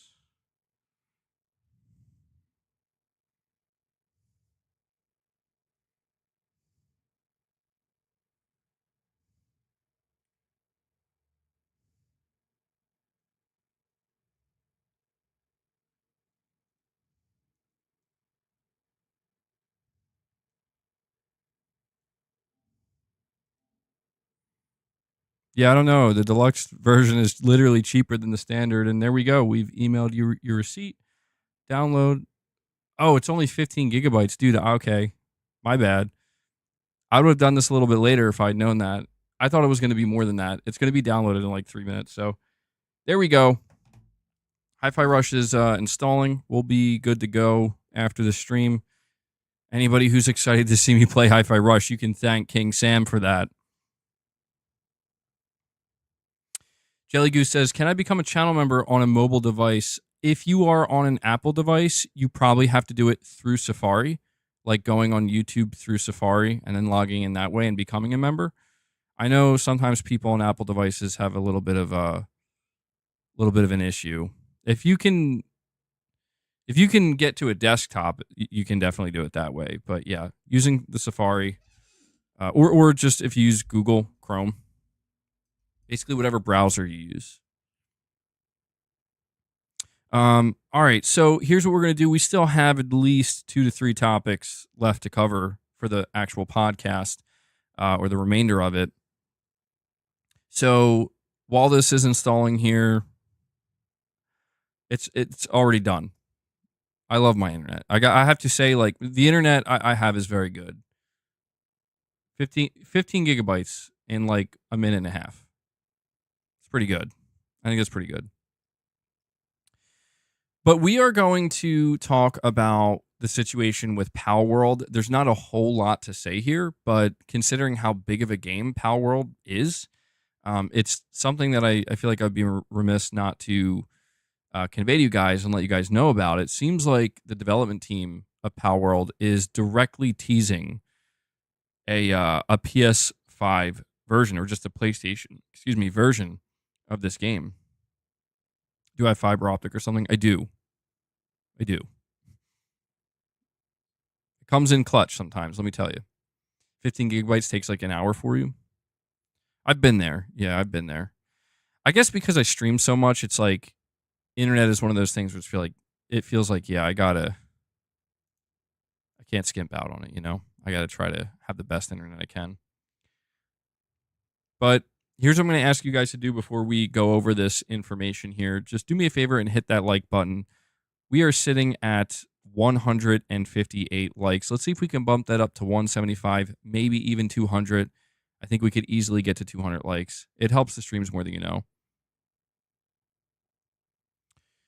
All right, so I have a write-up here from WCCF Tech.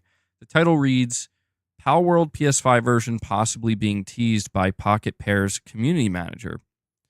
Pocket Pair's global community manager, Bucky, might very well have just teased the Palworld PS5 version. The popular Pokemon with Guns game took the world by surprise upon its early access release on Xbox and PC in January of this year. At its peak, the title had over 2 million concurrent players on Steam, surpassing all-time player peaks of Counter-Strike 2, Lost Ark, Dota 2, Cyberpunk 2077, and Elden Ring. Since then, player numbers have gradually been declining, but at the moment of this writing, more than 24,000 players are still playing the title on Steam alone. Microsoft, without a doubt, benefited from the game's initial success, with Palworld quickly becoming the most popular game on Game Pass. Some months ago, following the game's success on Xbox and PC, Pocket Pair's CEO talked about bringing the title to additional platforms and even suggested that he would be open to being acquired. Fast forward 3 months and Palworld remains exclusive to PC and Xbox, but this might change soon.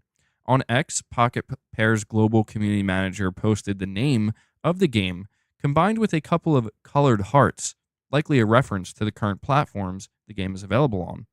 In the same post on X, the community manager added a blue heart as well afterwards, saying, quote, "I want to add more hearts, but not sure what color would fit.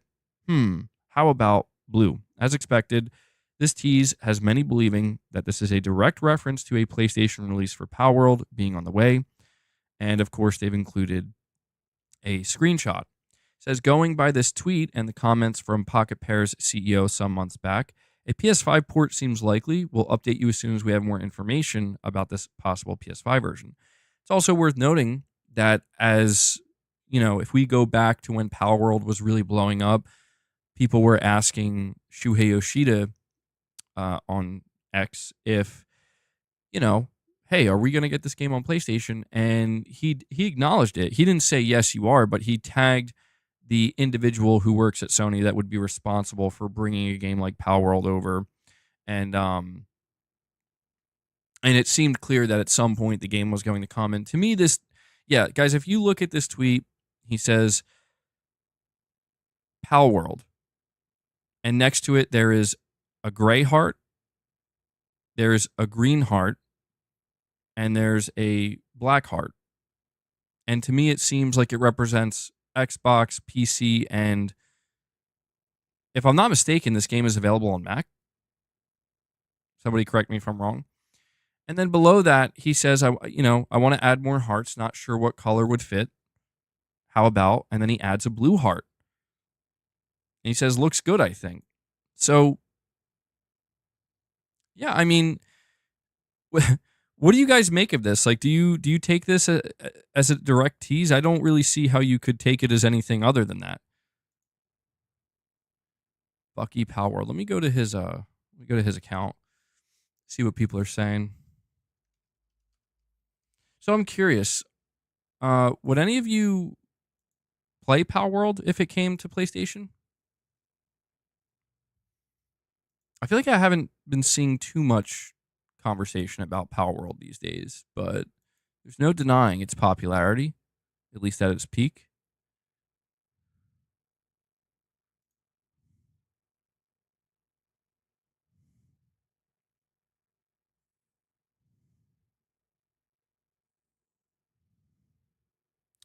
Wow, that's really strange, dude. I'm looking at the replies to his tweet, and you would think you would see more people very clearly acknowledging that he seems to be hinting a PS5 version, but most people are just basically like bombarding him with like, can you add this to the game? But somebody says, can't wait for the PlayStation announcement. PlayStation 5 version, question mark.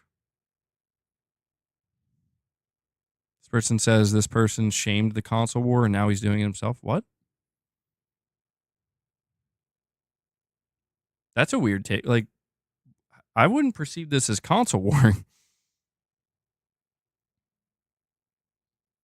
Yeah, I don't think I would play Palworld. I don't know. If it came to PlayStation, it's like one of those things where it would really depend on if I'm playing something else at the moment. Because I don't know. The whole idea of Pokemon with guns does sound intriguing to me. But I don't know, man.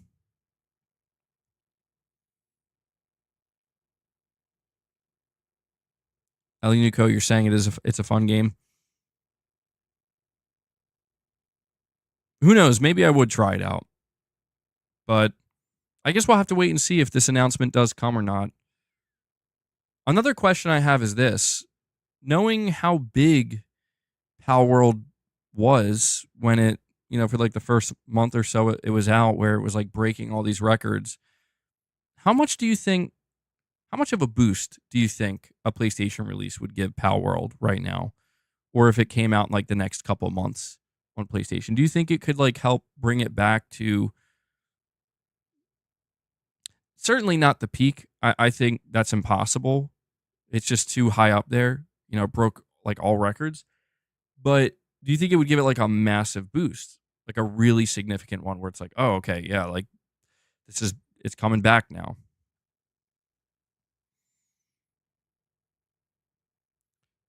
You're saying yes, it will do good. Sony fans like games like that. Also, is Palworld? I don't think it's free to play, right? Yeah, because I think if it releases, if they do release a PlayStation version, if it releases on PS5 and PS4, yeah, I think it could do some big numbers. Certainly, even if it just released on PS5, I think it could still get a pretty significant boost. It's $40. Okay. Oh, so just like Helldivers. Trent, you're saying First Descendant, then Black Myth. I'm good. That game, The First Descendant, I think I'm going to try that out. I saw that game is coming out, I think like July 2nd, and it doesn't look like particularly good, but it looks like a good, maybe fun co-op game with friends just to mess around with. So I might try that.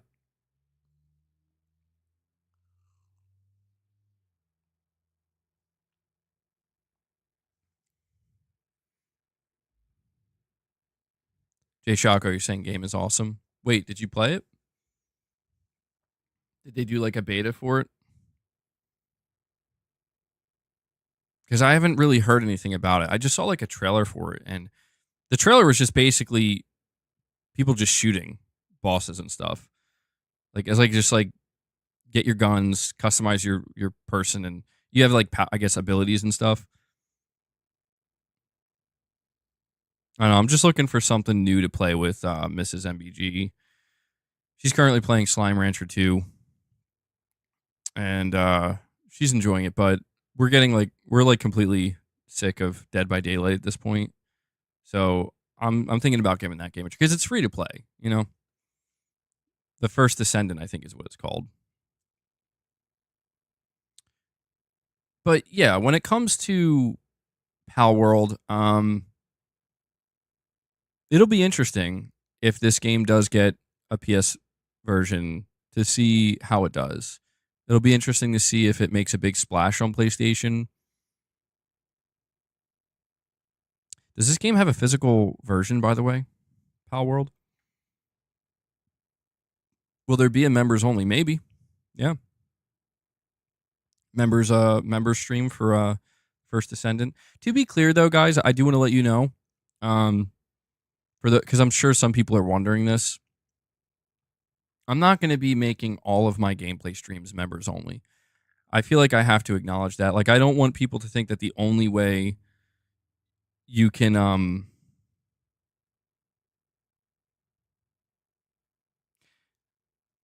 I don't want people thinking that the only way you can access gameplay streams for me on my channel is just through members. Like a lot of them will be, but there will still occasionally be just like public facing gameplay streams, just to be clear.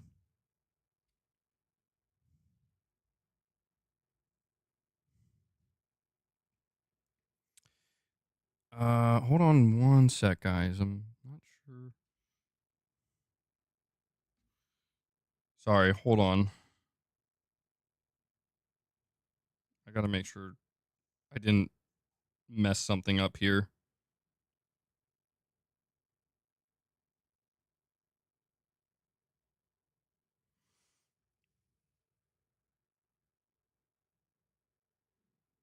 That's weird.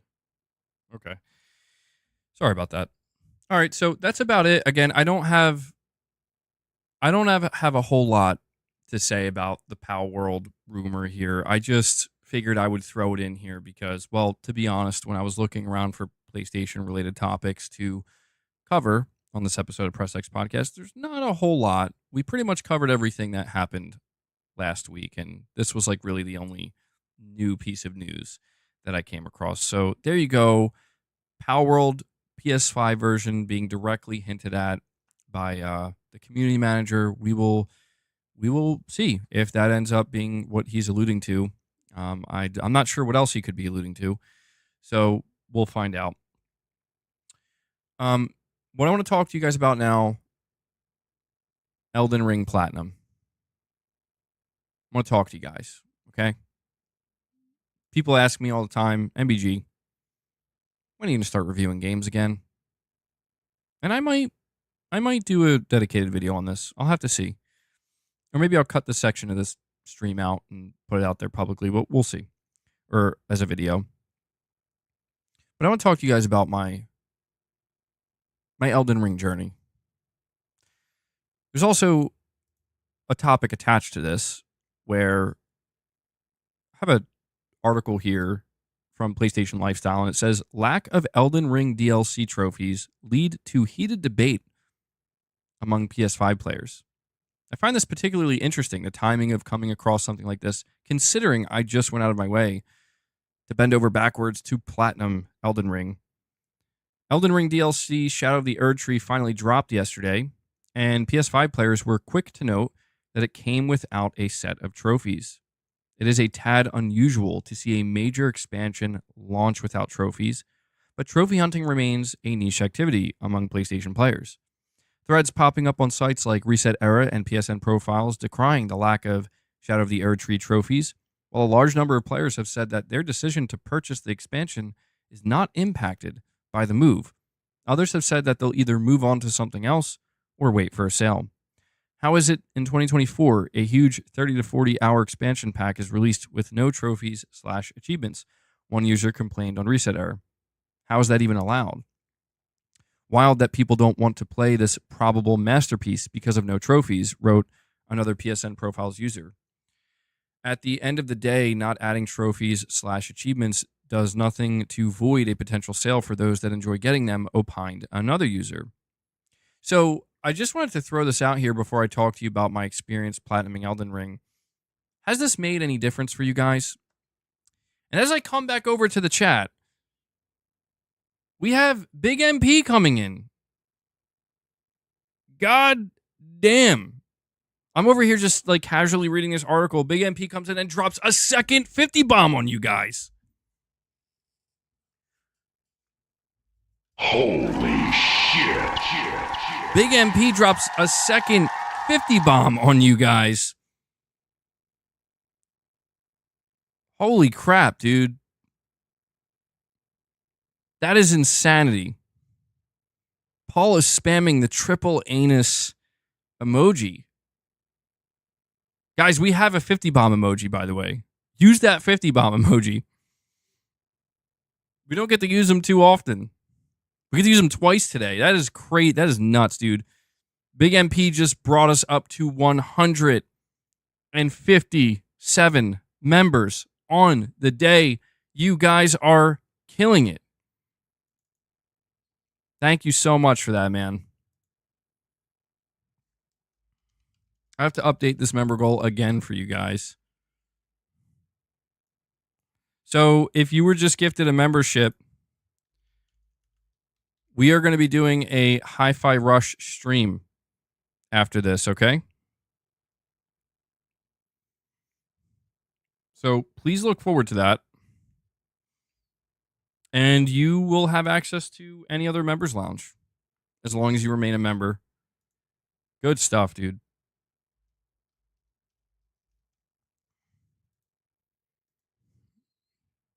Big MP, he heard me talking about that Elden Ring Platinum. He's like, now's the time. I can't hear this. I gotta just drop the memberships. And he drops a second 50 bomb. Big MP drops a second 50 bomb on you guys. Holy what? Shit. Bro. He is legitimately matching. He is matching the member gifts. He said he would do this earlier. This is the third time. Who is this famous Bollywood actor, bro? That really loves PlayStation. This is like the third time he's done this. He just dropped 100 membership gifts, bro. Back-to-back 50 bombs. Oh my God. It's Jim Ryan. No, Jim Ryan does stop by the channel. That's crazy, dude. My entire chat is just filled up with people still getting membership gifts. That's amazing, though. That's over 200 members, dude. That's over 200 members now. today alone. Thank you so much, dude. That's kind of mind-blowing. We got 350 bombs today, bro. King Sam dropped 1. Big MP dropped 2.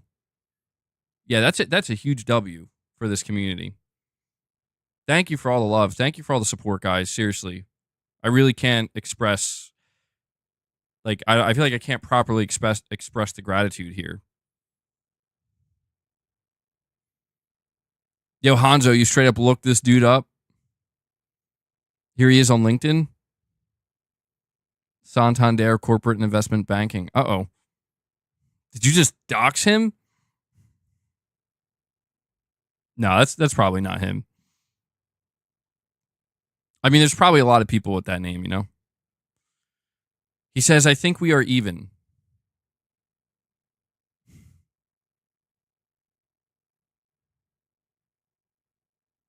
That's awesome, though. Yeah, thank you, guys. Thank you guys so much. Big MP, huge support for the channel, man.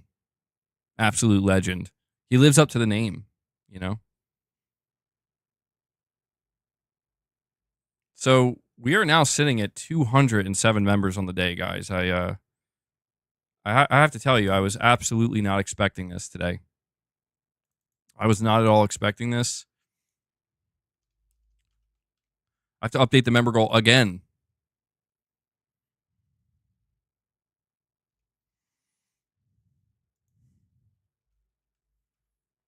Yeah, we have an awesome community here. Very, very generous community. Even during like slower times like this, you guys still come in and just kick the door down, bro. It's wild. Wild.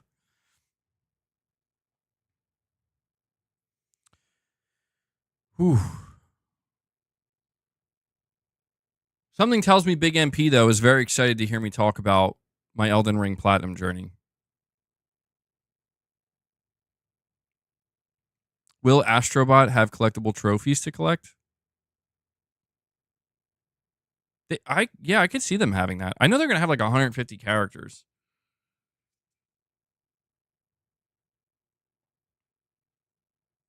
All right, so here's what we'll do. Where are we at? The hour and 47-minute mark. Okay. So pretty much the only other topic I have left for you guys is talking about platinuming Elden Ring. So I think I'm going to do that. And then we're going to move over to the members lounge. This might be a shorter stream, which again, I think it's okay because there's really just not a whole lot of topics right now. I streamed like 4 or 5 days in a row last week, and we pretty much extracted all the topics for the week. But I gotta tell you, I gotta talk to you guys about this platinum trophy I earned, because it's probably one of the more annoying ones I've ever done. And we have Eric from 850, a member for 8 months. He says, I told you all weeks ago Miyazaki was a madman. Now look at that DLC. It's sitting at a 62% on Steam because of its difficulty. Have you tried it? I have not played it yet, no. And I'm going to talk about that in a moment. I did see that, though. I do have one other article up here. It says, Elden Ring Shadow of the Erdtree receives mixed Steam reviews amidst difficulty and performance complaints. Elden Ring Shadow of the Erdtree has debuted to mixed user reviews on Steam. At the time of writing, out of 24,256 reviews published for the game, 186,000 are positive and over 11,000 are negative, according to Steam. While some user reviews highlight inconsistent performance, which has been an issue since the original release of the game for some PCs, a significant portion of the reviews mention the game's difficulty. While From Software games have always been known for their difficulty, several user reviews... Oh, boss looked like you got stuck for a second. Several of the user reviews claim Shadow of the Erdtree is significantly harder than the main game. Shadow of the Erdtree features incredibly tough bosses, as described in VGC's review of the DLC, but it also includes a new leveling system, which some players are claiming is the reason that some Elden Ring veterans are finding the expansion difficult. While the traditional runes in-game experience point system is still in place, a new leveling system based on in-game items found around the world is far more relevant to the difficulty of Shadow of the Erdtree. This is how balancing is handled in the DLC, so that even characters that are extremely overleveled will find a challenge if they have not collected enough Scourge Tree fragments, the item that actually increases your player power. Hey, hey, get down. Dude, this cat, man. Get down. Right now. Boss he's just so bad for like no reason sometimes, man. He's jealous of my Elden Ring platinum. He's starting to knock my stuff over there. What are you doing, bro? You're just mad because you didn't platinum Elden Ring. So I did see this, guys. I haven't played the Elden Ring DLC. I've been watching streams of people playing it and some videos of people playing it. And I've seen a handful of streamers fighting that one boss. I don't know the name of the boss, but it's the boss that has like the lion head. And I don't know if these people just really sucked or not, but dude, they were getting one-shotted and two-shotted. Boss, you are being bad, bro. I am going to freak out on you. Bad cat. But they were getting absolutely decimated to a degree in which, I mean, I was looking at this and I'm like, that's nuts, dude. Like, that just straight up doesn't even look fun. And I've been seeing this conversation kind of pop up on Twitter where people are saying that, like, the DLC is, like, ridiculously hard. And I don't know. I don't know how I feel about that, you know? Because I just platinumed Elden Ring, and here's what happened, okay? So if you've been following the channel for a little while, back in 2022, when Elden Ring launched, I was very excited for the game. And I played it. I put over 100 hours into it. Or I put about, like, I think, like 95 hours into it. And I remember talking to you guys about how I was really struggling with the game. How I just, no matter how much I leveled up, I was doing like a strength build. No matter what tactics I tried, as I got further in the game and I got like closer to the end game, like I would say the last like 5 or 6 bosses, I told you guys how I basically needed to be carried through the game. Boss. I wish you guys could see this cat right now. I'm gonna have to escort you out of this room, bro. You're really interfering with my stream right now. That's what I thought. Sorry. Holy shit. Like, I wish I had a camera that could face that way and you could see what the hell he was doing. He looks like he's gonna scratch my TV, is what it looks like. That's why I'm getting so worked up with him being over there doing what he's doing. I don't need him scratching my TV. I don't need that. I don't need that, boss. But when I was playing Elden Ring, I was telling you guys that I pretty much needed to be carried through the final few bosses where I needed to summon people in, and they were like hard carrying me, like basically throwing me over the finish line. And I was feeling pretty like deflated by the time I beat the game because I was just like, I don't know. I was just feeling like that wasn't as enjoyable as I thought it would be. I thought I would have been better, like I thought I would have gotten good by this point, but I didn't. And I also talked to you guys about how overwhelmed I felt, generally speaking, with Elden Ring, where the world itself felt a little too overwhelming. I didn't like the fact that if I wanted to do any of the quest lines or anything, like there's no direction necessarily on what you're supposed to do, and you have to look up some guides or really try to figure it out, which would be pretty difficult in some cases. And all of this put together, ultimately, I wasn't feeling as good about Elden Ring as everybody else was. I still really liked it, and I completely understood like why it was, getting as much attention as it was, and it, won Game of the Year, and yeah, I just was feeling a little bit less enthusiastic than most people. And so 2 years went by, and it really took the DLC, the launch of the DLC, I was looking at it and I'm like, I feel like I might want to get back into Elden Ring, but I was feeling kind of unsure. And so what I basically decided on was, all right, I did want to platinum Elden Ring the first time I played it, but when I looked at the requirements to platinum it, I got, I was just like, yeah, that's not going to happen, you know? And the thing that really killed it for me, I'll tell you. So, for those who don't know, in order to platinum Elden Ring, you need to get 3 different endings. 2 of these endings are 2 separate quest lines. One of the endings. Hold on. You know what, boss? You're done, bro. You're done. You're done. You can't do that. Holy shit! This cat, dude. I can't believe what he's doing right now. Like, I am going to literally throw him out of this room. Boss, stop. He's chewing. He literally started chewing my camera wire. He's trying to kill the stream, dude.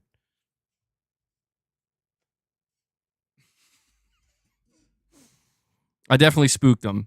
You should have seen the look on his face. He was like, you made me mad now, boss. Yeah, I'm looking at you. I see you.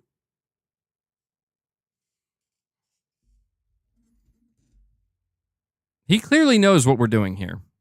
He clearly does believe that he is in charge of this stream. He wants attention. He wants more than attention, dude. Yeah, I usually when I give him the catnip, it calms him down, not whatever's happening now. I apologize. I do apologize for so many interruptions. I can only imagine if you're sitting here right now being like, MBG, I just really want to hear your thoughts on this Elden Ring Platinum. I apologize. I do. Okay?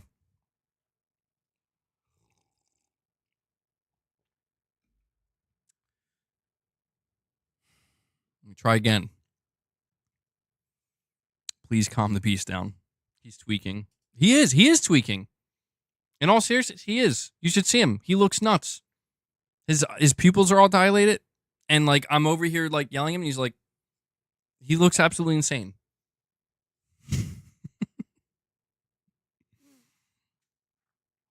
All right. Back to Elden Ring. What I'm trying to say here is that I decided I'm going to platinum Elden Ring. You need 3 endings. The problem the first time around, the reason why I decided not to platinum it is because you need these 3 separate endings. And the big mistake I made, you have 2 options. If you want to get the 3 trophies for the 3 separate endings, option number 1, play the game 3 times from start to finish. Option number 2, and this is what probably 99% of people did who got the platinum, just save scum. Back up your save, do the ending, download the backup save, do the second ending, rinse and repeat until you have all 3 trophies. I didn't realize there were 3 separate ending trophies until I had already beaten the game. So my only option at that point was do it again. And I had just decided at that time, like, no, I'm good. Like, I got my fill. I put 95 hours in this game. I basically had to have other people throw me over the finish line just to make it. I'm good. Flash forward 2 years later, we see the DLC coming out. And I start to get that itch a little bit where I'm like, that DLC is looking pretty good. And I did, like, here's what I settled on. Because I'm like, okay, $40 for a DLC, that's quite steep. That sounds like it's a whole game. But knowing that I wasn't as in love with Elden Ring as everybody else was, I bargained with myself. And basically what I told myself is if I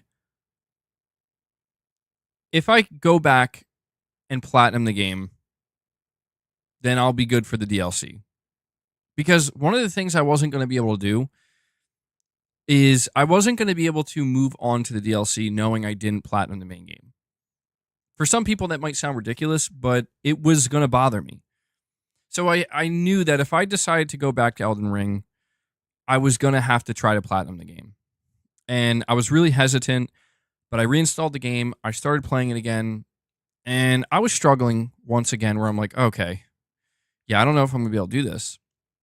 But then I started to get this kind of itch, that felt like I really had the scratch. Where the more I was playing it, the more I'm like, you know what? I'm just going to go for it. And so I just started kind of going down the list of bosses that I missed. I had to look up a lot of guides, which I didn't mind doing. But I'm trophy hunting at this point. I'm like I'm laser focused. I'm going to get these trophies. And so I went down the list and I was fighting all these different bosses and I was having a great time. And I leveled up my character some more. I decided to get rid of using a shield. And instead of using a shield, I'm using a second ultra great sword. So I'm doing like double the damage. And I'm like, this is great. I feel like I'm learning, like I figured certain things out about this game that I probably should have figured out way earlier to help, enhance the overall enjoyment. But then I hit a wall again, and the wall that I hit was not a boss battle. The wall that I hit was the realization that, okay, man, you got all the trophies for all the bosses you missed, except one. There was one boss that I couldn't get because I had to do a separate quest line. And I had realized that, oh, I can't do that quest line because I beat the game. But I already knew I had to do a New Game Plus walkthrough, and that was the big wall. Like, the realization is like, dude, you're going to have to go through this game all over again. And I found this incredible guide. Now, keep in mind, I forgot everything about Elden Ring. I don't know where I am. I don't know what I'm doing. And when I'm starting the game over again, I don't know where I'm supposed to go. But I found this incredible guide. It was a 30-minute guide. And this person put it together, had over like 1 million views. And basically what it was just a straight beeline through the game, like to just beat it. But the way this person crafted this guide, it was amazing because they sped it up and they basically condensed all of Elden Ring into a 30-minute speed run. And all you have to do is follow that guide to a T. And that's what I did because I was just like, look, man, I've already been through this and I forgot everything. I just want to get this platinum. I really just want to get this trophy. And so I had to like push myself to go through this again. But it was a bit of a power trip because I'm like way over leveled for the base game. And I was just slicing and dicing these bosses, dude. And I have to admit, that was quite cathartic. The first time around playing this game, I struggled on these bosses. I was getting my ass handed to me. And this time, it was the opposite. I went in there, and I just melted them up until the very last, like, 2 or 3 bosses where it was on New Game Plus, so it started to become a bit of a struggle. But, I got to that point. I will admit to you guys, like, there were like 3 separate times when I was trying to platinum Elden Ring where I just was like, I'm going to quit. I'm done. I'm not enjoying this anymore. I got my fill. I beat like 10 bosses that I missed the first time. And I was ready to like walk away and just accept that, like, you're not getting the platinum for this game, dude. But I don't know. It reminded me of what happened with Lies of P. I got the platinum for Lies of P. And a similar situation where I got so annoyed towards the end and I'm like, I'm just done. I'm not doing this. It's not worth it. But after like a day or two, I was like, oh, okay, I'll go back and I'll do it. So in the end, I did get the Elden Ring Platinum. But here's the problem. I now have zero desire to play the DLC. And I feel like, I don't know, I feel like I kind of ruined the DLC for myself because my interest initially was in the DLC. That's what motivated me. To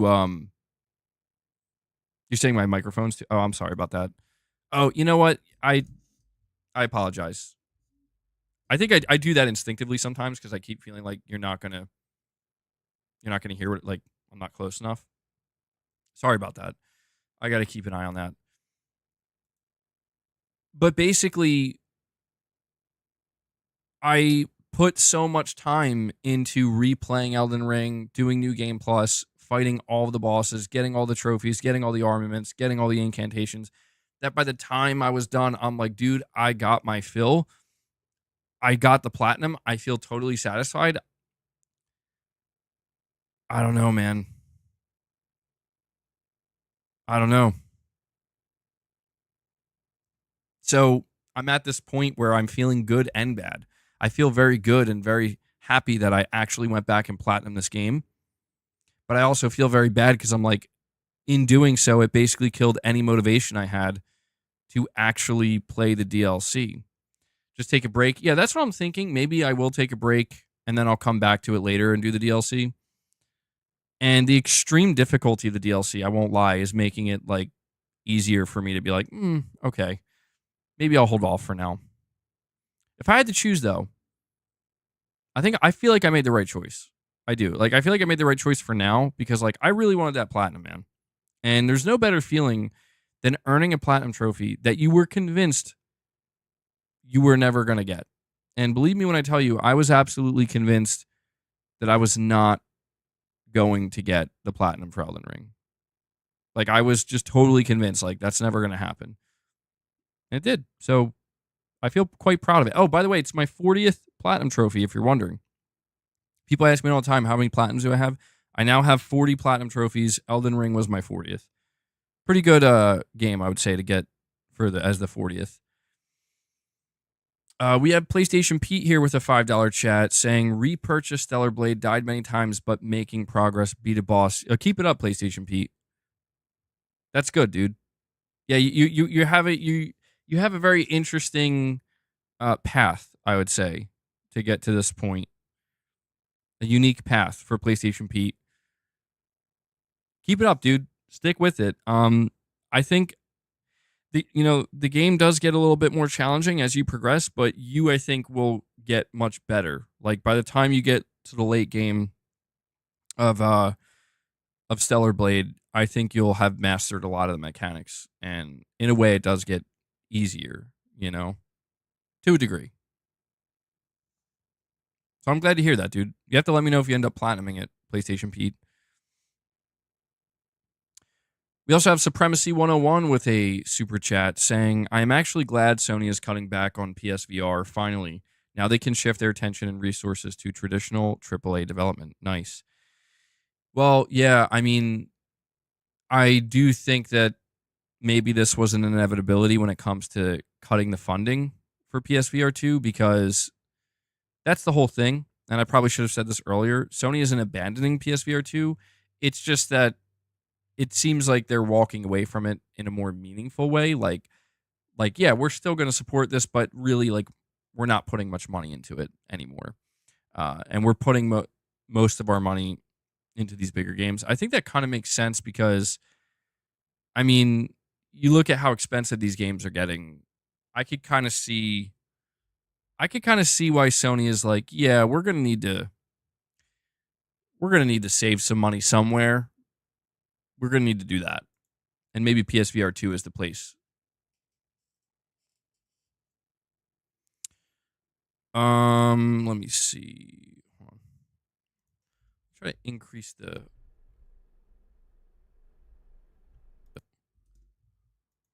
All right. I did see some people complaining about the volume of my mic, like not being loud enough. Let me know how this is. I'm trying to like lower it a little bit and keep it a little bit further from my face because some people were saying that they couldn't see me fully, and I'm not trying to like block my face and have the mic here.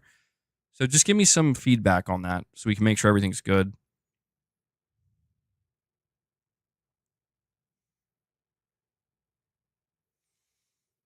Yeah, I mean, that's the thing, dude.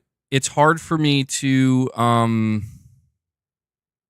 really complain about PlayStation VR 2 at this moment in time and to care too much about it because I feel like my main concern for Sony right now is like Sony, what are you doing for PS5 games? You know what I mean? Like I'm more focused on learning what Sony's doing with actual PS5 games than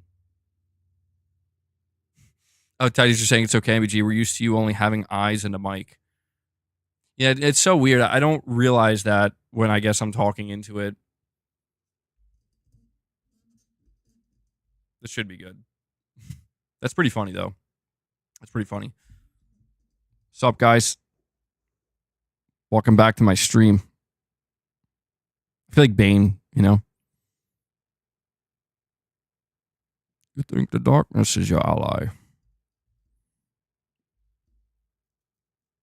All right. That was probably really loud for no reason. Sorry about that. I don't know what's happening. We're going off the rails, guys. Once again, we're going off the rails. All right, so let's see. Mainstream, yeah.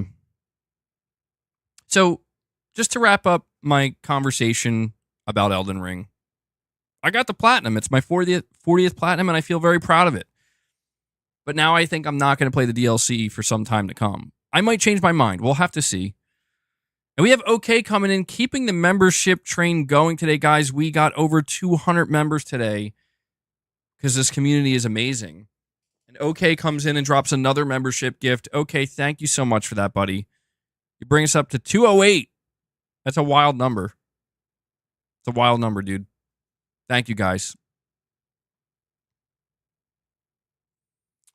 MBG tag Phil playing Hi-Fi Rush on X. Yeah, Phil Spencer, join my members lounge.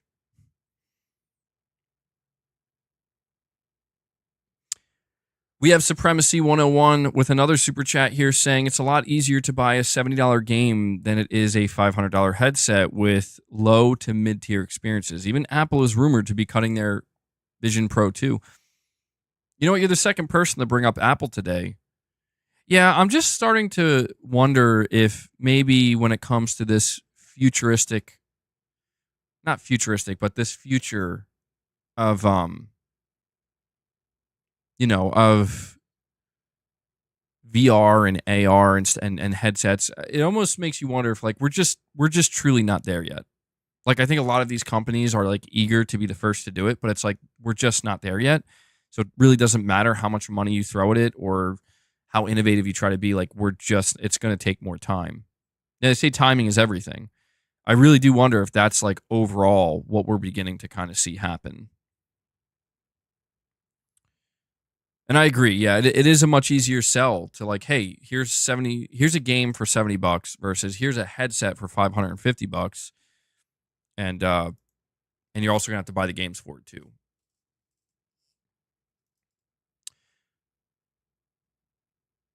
Meta seems to be doing okay. They seem to be the only one really that's doing okay. But again, I heard that they've lost like billions of dollars. Like they're just purposely like keeping it afloat even though it's losing the money. But figuratively literal. You're saying here, MBG, you could go back to Rebirth for the time being instead. Oh, yeah, that's true. It's so weird because it feels like I beat that game, but I didn't. I only got halfway through. People keep yeah, I'm going to have to do that at some point. I don't know, though. Like, there are games coming out that I'm looking forward to playing, but we'll see. You say here, also, what's your favorite Zepp album? I'm partial to Physical Graffiti myself. Oh, that's a good question. Physical Graffiti, I mean, dude, they're all so good. You know? I actually get confused a lot of times, like which songs are on certain albums. Let me see here. Hold on, I want to get this right.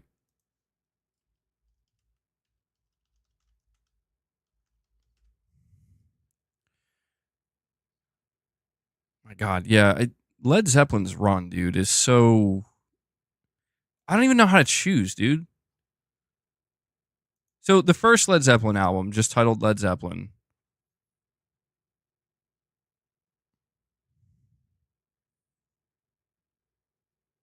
Good Times, Bad Times, Babe, I'm gonna. Oh man, see, it's like, how do I choose the first Led Zeppelin album? Good Times, Bad Times, Babe, I'm gonna leave you. You shook me. Dazed and Confused. Your time is gonna come. Communication Breakdown. Like that could be my favorite. Led Zeppelin 2, their second album. Whole Lot of Love, dude. Whole Lot of Love, man. Whole Lot of Love. Come on. What is and what should never be. The Lemon Song. Thank you. Heartbreaker. Living Loving Maid. She's Just a Woman. Ramble On. Moby Dick. Bring It On. Dude, I don't know. It might have to be Led Zeppelin 2, bro. Whole Lot of Love. Thank you. I love. That was a song. Yeah, that was a song that I chose to have played at me and Mrs. MBG's wedding when we were dancing. Special song. I don't know, dude. There's Led Zeppelin 3. Immigrant Song. Friends, Celebration Day, Since I've Been Loving You, Out on the Tiles, Gallows Pole, Tangerine, That's the Way. Led Zeppelin 4. Black Dog, Rock and Roll, Battle of Evermore, Stairway to Heaven, Misty Mountaintop, Four Sticks, Going to California, When the Levee Breaks. Oh, man. Led Zeppelin 4. Like, what do you... I can't choose. Honestly, I can't choose, bro. Every one of their albums is like a freaking masterpiece. Houses of the Holy. The song remains the same. The Rain Song, Over the Hills and Far Away, Dancing Days, Dire Maker, No Quarter, The Ocean. You can't choose. Physical Graffiti. Custard Pie, The Rover, In My Time of Dying, Houses of the Holy, Trampled Underfoot, Cashmere, In the Light, Braunwire Stomp, or just Braunwire, Down by the Seaside, 10 Years Gone, the Wonton Song. Okay, you guys, you ever hear the song 10 Years Gone by Led Zeppelin? Go listen to that song. Freaking masterpiece. Hold on, you're saying my mic is screwed? Is there something wrong with my microphone? I need to know. Because I keep seeing random comments of people saying my mic is not good. And I keep getting very confused. We're going to move over to the members lounge in just a couple minutes, where we're going to play some Hi-Fi Rush, guys. Presence. Oh, I think this is the one that goes under the radar. Presence. Achilles' Last Stand, For Your Life, Nobody's Fault But Mine, Candy Store Rock. Yeah, I wonder if this is probably their least popular album, Presence. But then there's In Through the Outdoor, In the Evening, Southbound, Sirens, Fool in the Rain, Hot Dog, All of My Love, I'm Gonna Crawl. Yeah, what a legendary band, dude. If you haven't listened to Led Zeppelin, go check them out. I mean, Led Zeppelin to me is kind of like they're like a band that I feel like everybody's got to listen to at least a couple times.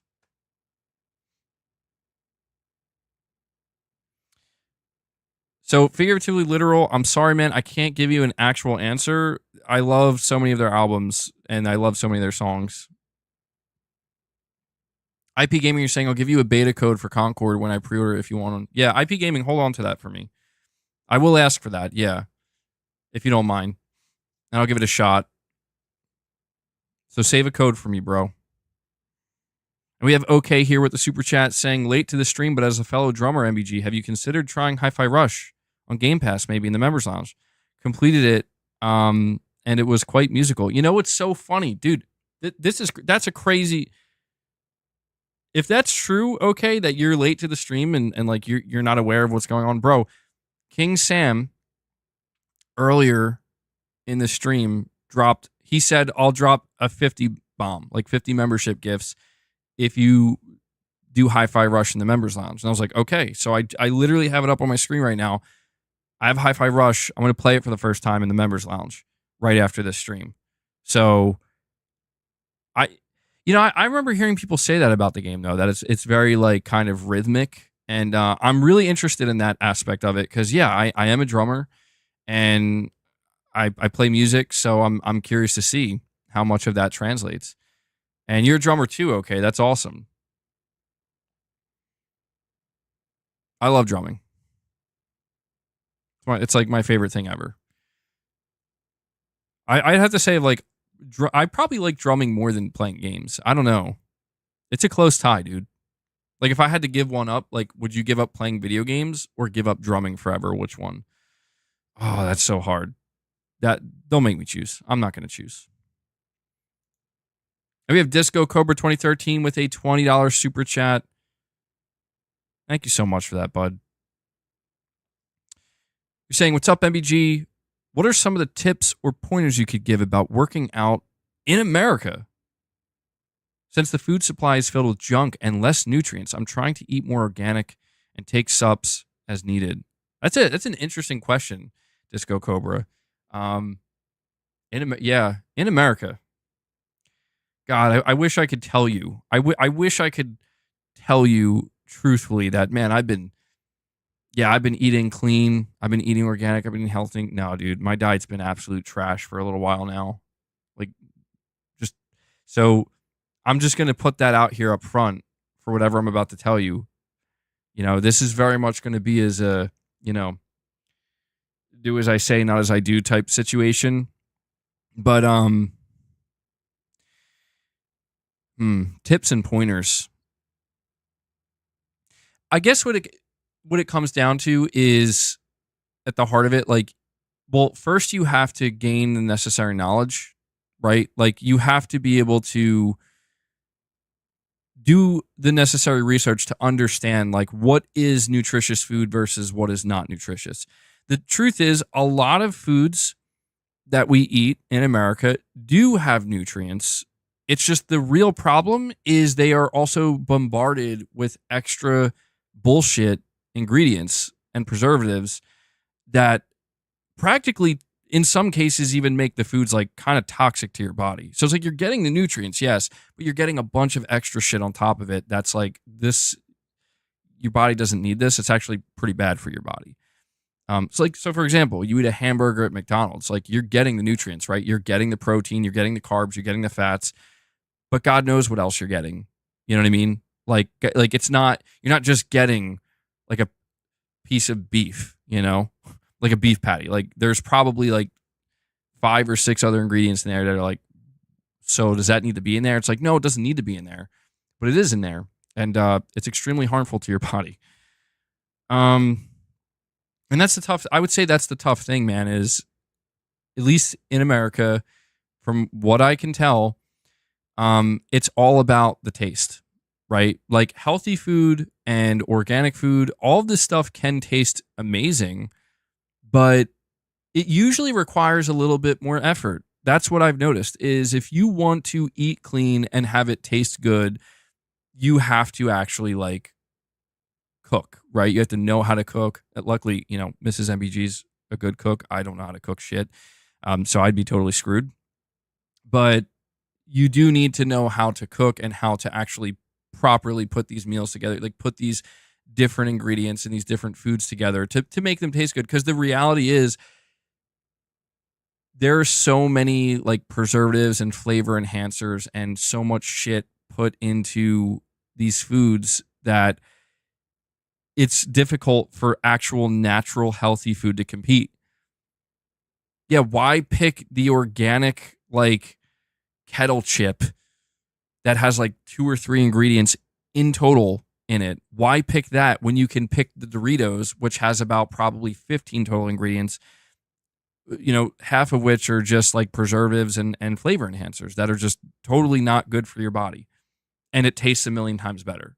You see what I'm saying? Like, that, to me, that's the problem with this country, is it is like the competitiveness of it. And it comes down to, you have to educate yourself to understand what foods are nutrient dense versus what foods are not. Like, let's take a Pop-Tart, for example.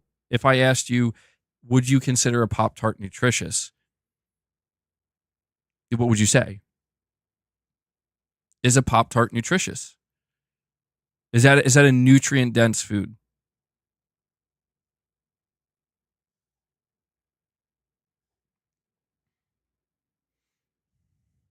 I'm just waiting to see what you guys say. Some people like panicking right now, like, I don't know. I mean, gee, why are you testing me? Matt York says, no.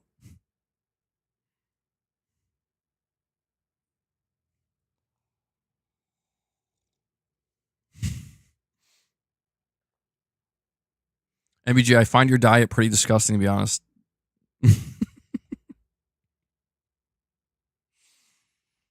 I'm not offended. What about, I don't eat Hot Pockets anymore. Dude, Hot Pockets are so good. That's exactly what I'm talking about. Hot Pockets have nutrients, right? Like, you can get protein, you're going to get fats, you're going to get carbs. Dude, God knows what else you're getting in that Hot Pocket. Like, you're probably getting microplastics in that fucking Hot Pocket, dude. You're definitely getting some like harmful shit in that Hot Pocket that your body definitely doesn't need. But dude, Pop-Tarts are not nutritious at all. Like they're not. Like Pop-Tarts are literally it's just sugar. It's just simple carbohydrates. If you eat 2 Pop-Tarts, you're eating 400 calories. That's a lot of calories. So it has energy.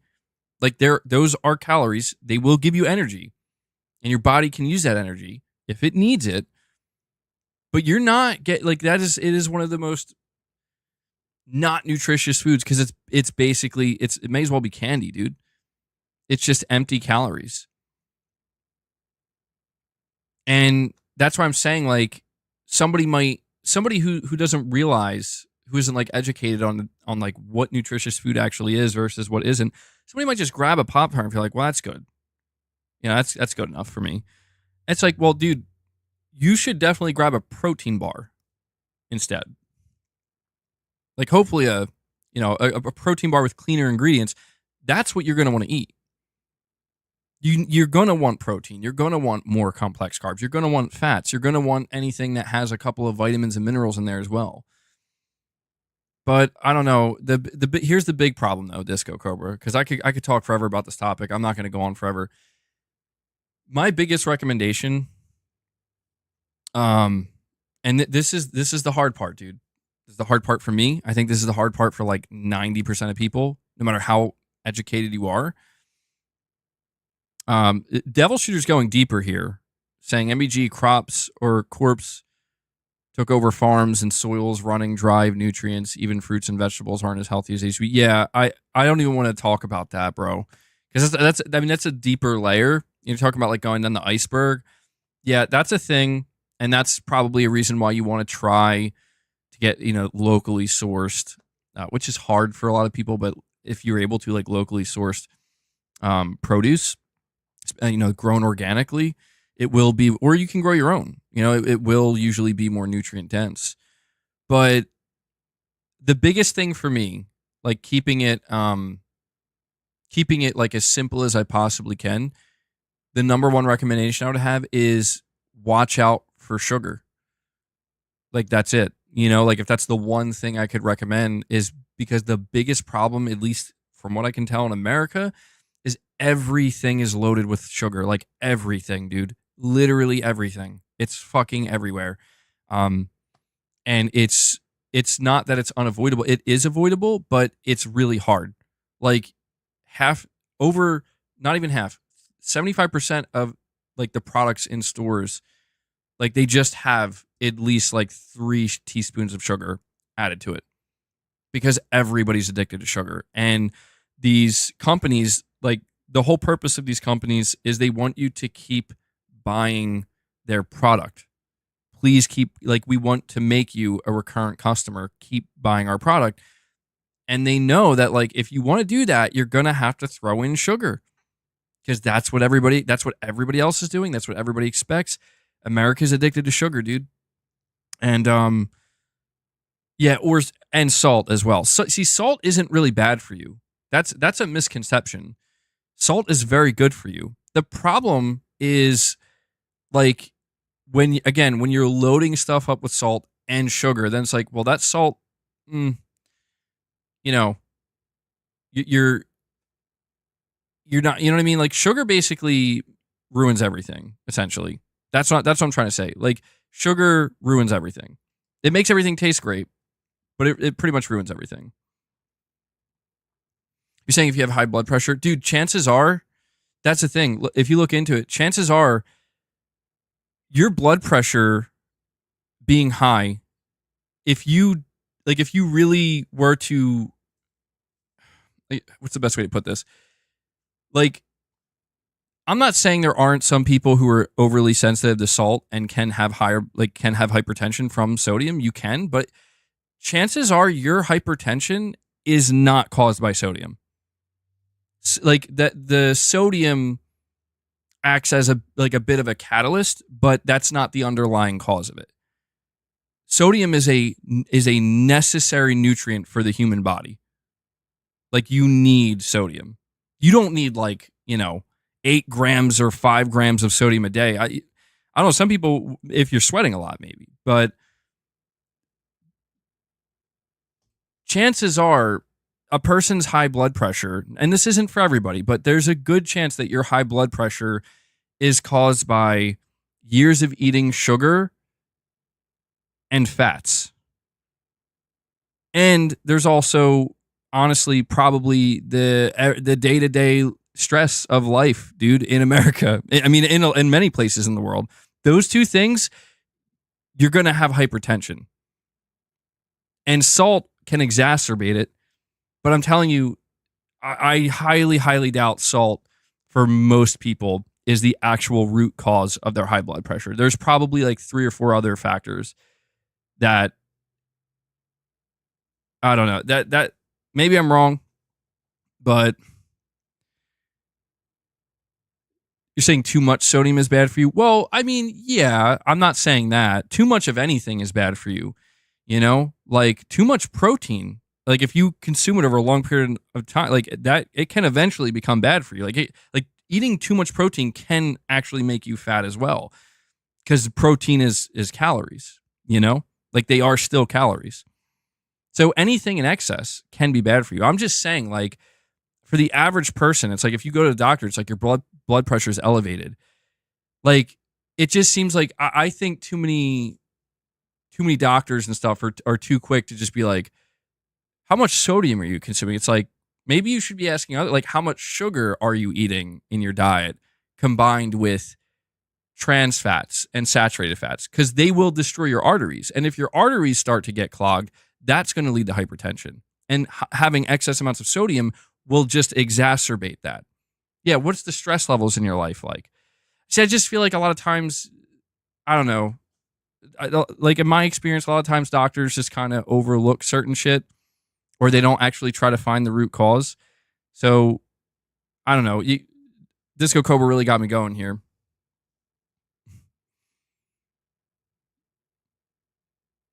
There are low salts where they replace sodium with potassium. However, the only way is to eat fresh food and don't add too much salt and sugar. People used to add salt for preservation. You know what? Yeah, here's another thing too. You mentioned potassium. That's another thing. If we were eating healthier diets, like nutrient-rich diets, we would be getting, like, all of us are probably potassium deficient, dude. We would be getting way more potassium in our diet. And what potassium does is it actually balances out sodium. So if you are intaking a bunch of sodium, but you're intaking very low amounts of potassium, yeah, that can be detrimental, because at that point you're basically just deficient in a vital nutrient that is potassium. And you get potassium from a lot of different foods, but there's also a lot of foods out there that you buy at the grocery store that actually don't have potassium or very little potassium. Eat a banana. There you go. You're saying what I said isn't correct. Well, I mean, I'm not suggesting anybody take my advice. You know, I'm not telling people like go down a bunch of sodium. I mean, there's a lot of mixed stuff out there, right? Like here's one that always gets me. I was eating a bag of Sun Chips the other day. Okay, and on the bag, like all over the bag, it's like plastered everywhere. It's like heart healthy grains. Like eating foods high in grains, whole grains, that is, has been like linked to reducing heart disease and stuff like that. And I feel like this is something that I've been told for many years of my life. It's like eat Cheerios and shit, eat oatmeal and stuff, and whole grains and whole wheat bread. And this stuff will actually help with, potentially reducing your chance for heart disease. And then in the last, I would say like probably 5 to 8 years, all I've been seeing is everybody basically saying, not in like a bandwagon way, but like actually like showing, like backing it up with evidence that like actually it turns out grains are not good for you. Actually, it turns out that a diet high in grains and carbohydrates is actually likely to lead you to heart disease quicker. And I was like, wait, hold on now. Like, that is the literal opposite of what everything has been telling me. What's going on here?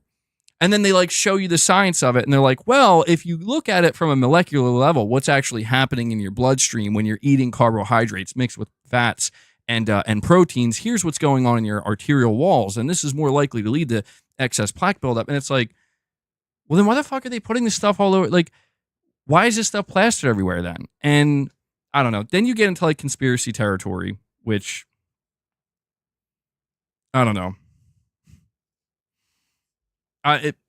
We would have to do a whole like members lounge dedicated to looking into this topic. I would say don't keep it simple. You know what I mean? Like I would say a very simple thing to do is don't consume anything in excess. You know? Like if you're just looking to, I just want to be generally relatively healthy, the best thing I could say is just don't consume anything in excess, because you know what? Getting back to Disco Cobra's comment, because his super chat is what got me going on this topic. I'll just say that if there's one thing I can say definitively, being an American, being born in America, growing up in America, is, dude, this country is all about please live in excess. We want you to live in excess. Like we want you to be addicted to living in excess with everything. And that, I would say, if you're trying to figure out like how to live a healthy lifestyle, I would say that that's basically what it boils down to, is you can indulge from time to time in things that you enjoy and things that would be considered not so healthy, but just don't do it in excess. Just like if you're going to drink alcohol, right? Like, don't do it in excess. Don't do anything in excess, because chances are if you do that thing in excess, it's going to be harmful for you. And there are things that are worse for you, obviously. Like, what if I eat too many bananas versus what if I drink too much? It's like, okay, I'm going to tell you, you're probably at much higher risk drinking too much for something really bad to happen than you are maybe eating one too many bananas. You know what I mean? Like, there's degrees here. But yes, you can die from eating too many bananas. You see what I'm saying? So we gotta we gotta just be moderate. We gotta be moderate, man. Moderation is key. All right, yeah, we gotta get back on track here. I gotta save this shit for the members lounge. We are gonna be moving over to the members lounge in a couple minutes here to play some Hi-Fi Rush. We have OK with the super chat also saying, funny timing, bro. Recommend the higher difficulties. We'll see. People were telling me it can be pretty hard. Like, apparently it's really difficult to platinum the game. So we'll see about that. Hold on.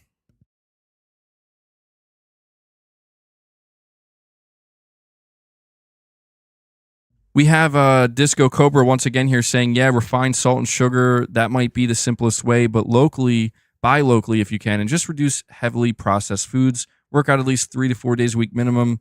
I'm working on it as I go. Well, there you go, dude. Disco Cobra, you got, like, as far as I'm concerned, you got it pretty close to figured out, right? Like, avoid as much refined crap as you can.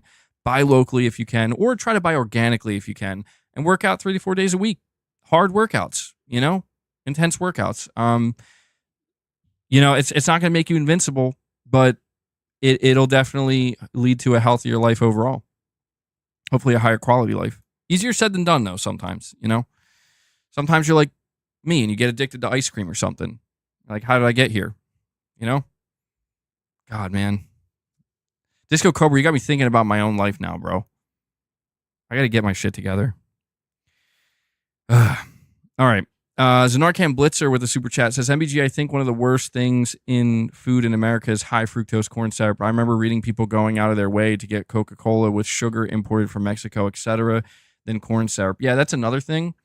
If I'm not mistaken, high fructose corn syrup has been proven to basically be just objectively terrible for you. Like, it's not good for you in any way, shape, or form. It's only detrimental.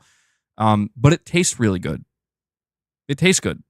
It's like, you want to eat something with ketchup, you like, you know, regular non-organic ketchup or non-natural ketchup. Like, dude, it hardly tastes like tomato. Like, you still can taste the tomato and the acidity a little bit, but it's just like sugar.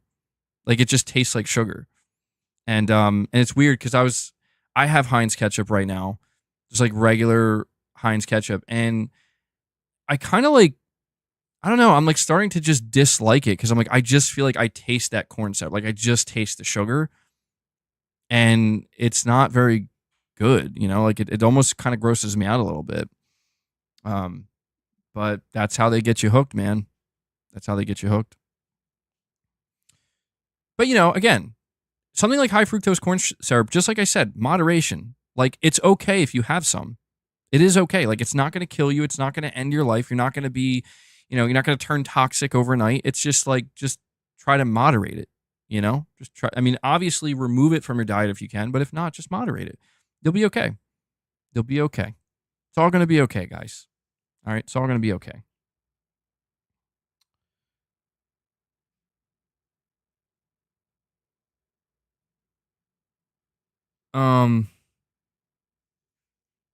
You were drinking a lot of soda, dude. You know what? Last thing I'll say, and we'll move to the members lounge, guys. King Sam, I hope you're still here, bro. I feel bad. I meant to move to the members lounge like 30 minutes ago. Last thing I'll say is, be careful with soda. Soda, in my opinion, is dangerous because it is so addicting. In my experience, where I don't have I don't really care for soda that much. But dude, there were times in my life where like suddenly it becomes routine. I'm buying 12 packs of A&W root beer. Yeah, dude, IP Gaming knows. And I'm just like every night I'm looking forward to 1 or 2 root beers, and it's so bad. Like that's what I'm saying. Like it's like you could do that for a while. Like you could do that for maybe a couple months straight, maybe even a couple years straight, but it will catch up with you. And like a more moderate approach would be for somebody like me, like maybe 1 to 2 root beers a week. But even then, like that's who does that though? Like when you start drinking that shit, you get a taste for it, man. Like carbs and sugar make you addicted because you want more. Your brain craves it. Have I tried Zevia? No, I don't think I've ever had that. You know what I drink now? I drink seltzer water. That seems to work pretty well. Put ice cream in that root beer. Dude, root beer floats are fucking amazing. Barg's root beer. Dude, I love all root beer. Root beer is my favorite soda. Although when you drink root beer out of the glass bottle, some brands like Stewart's, that shit's so good. But man, it's too much sugar, man. It's seriously just too much sugar. Like when you put excess amounts of sugar in your bloodstream, you're basically putting poison in your bloodstream. It's like the equivalent of drinking alcohol. Did you know that excess amounts of sugar does the exact same thing to your liver and to your insides that excess amounts of alcohol does? Did you know that? The only difference is sugar doesn't get you wasted. It can make you have a sugar high. But that's basically the only difference between excess amounts of alcohol and excess amounts of sugar is one gets you like fucked up, and the other doesn't, but they basically do the same thing to your body. You're eating cherries right now? Well, anyway, final stop now. We're going to go on forever. Zevia is a healthy soda.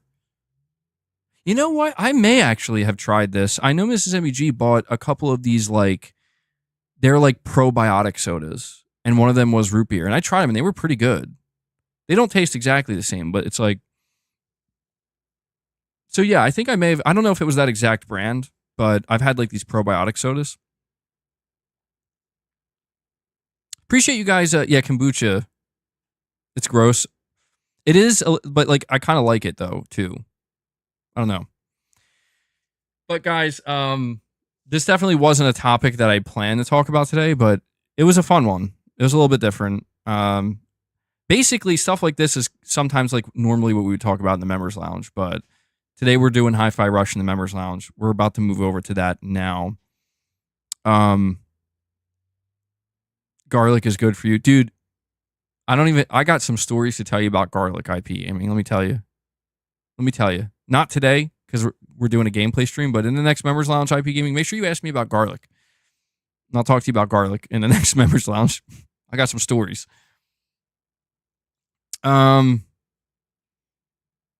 Ginger, yeah, ginger's good for you. Not many stories about Ginger, though, but Ginger's very good for you. All right, guys, that's going to do it for this episode of Press X Podcast. Went a bit off the rails here at the end, but, it's okay. There's not a whole lot of topics to discuss, so I appreciate you guys hanging out with me and listening to me talk about nutrition a little bit.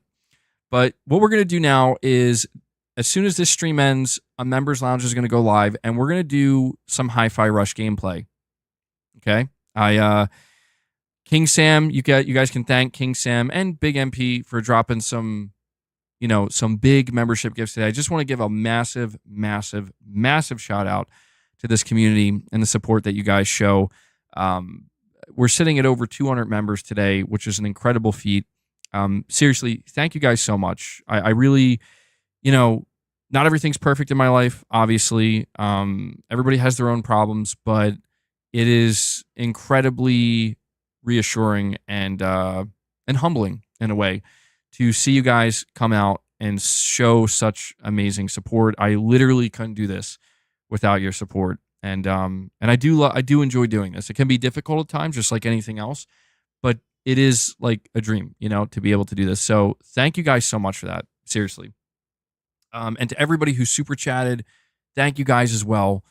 Any support you show, it really does go a long way. So we're going to move over to the members lounge and play some Hi-Fi Rush. I just want to make sure to give one last shout out to Devil Shooter. He does the timestamps. If you guys see him in the comments, show him some love, give him some thanks. I know it means a lot to him.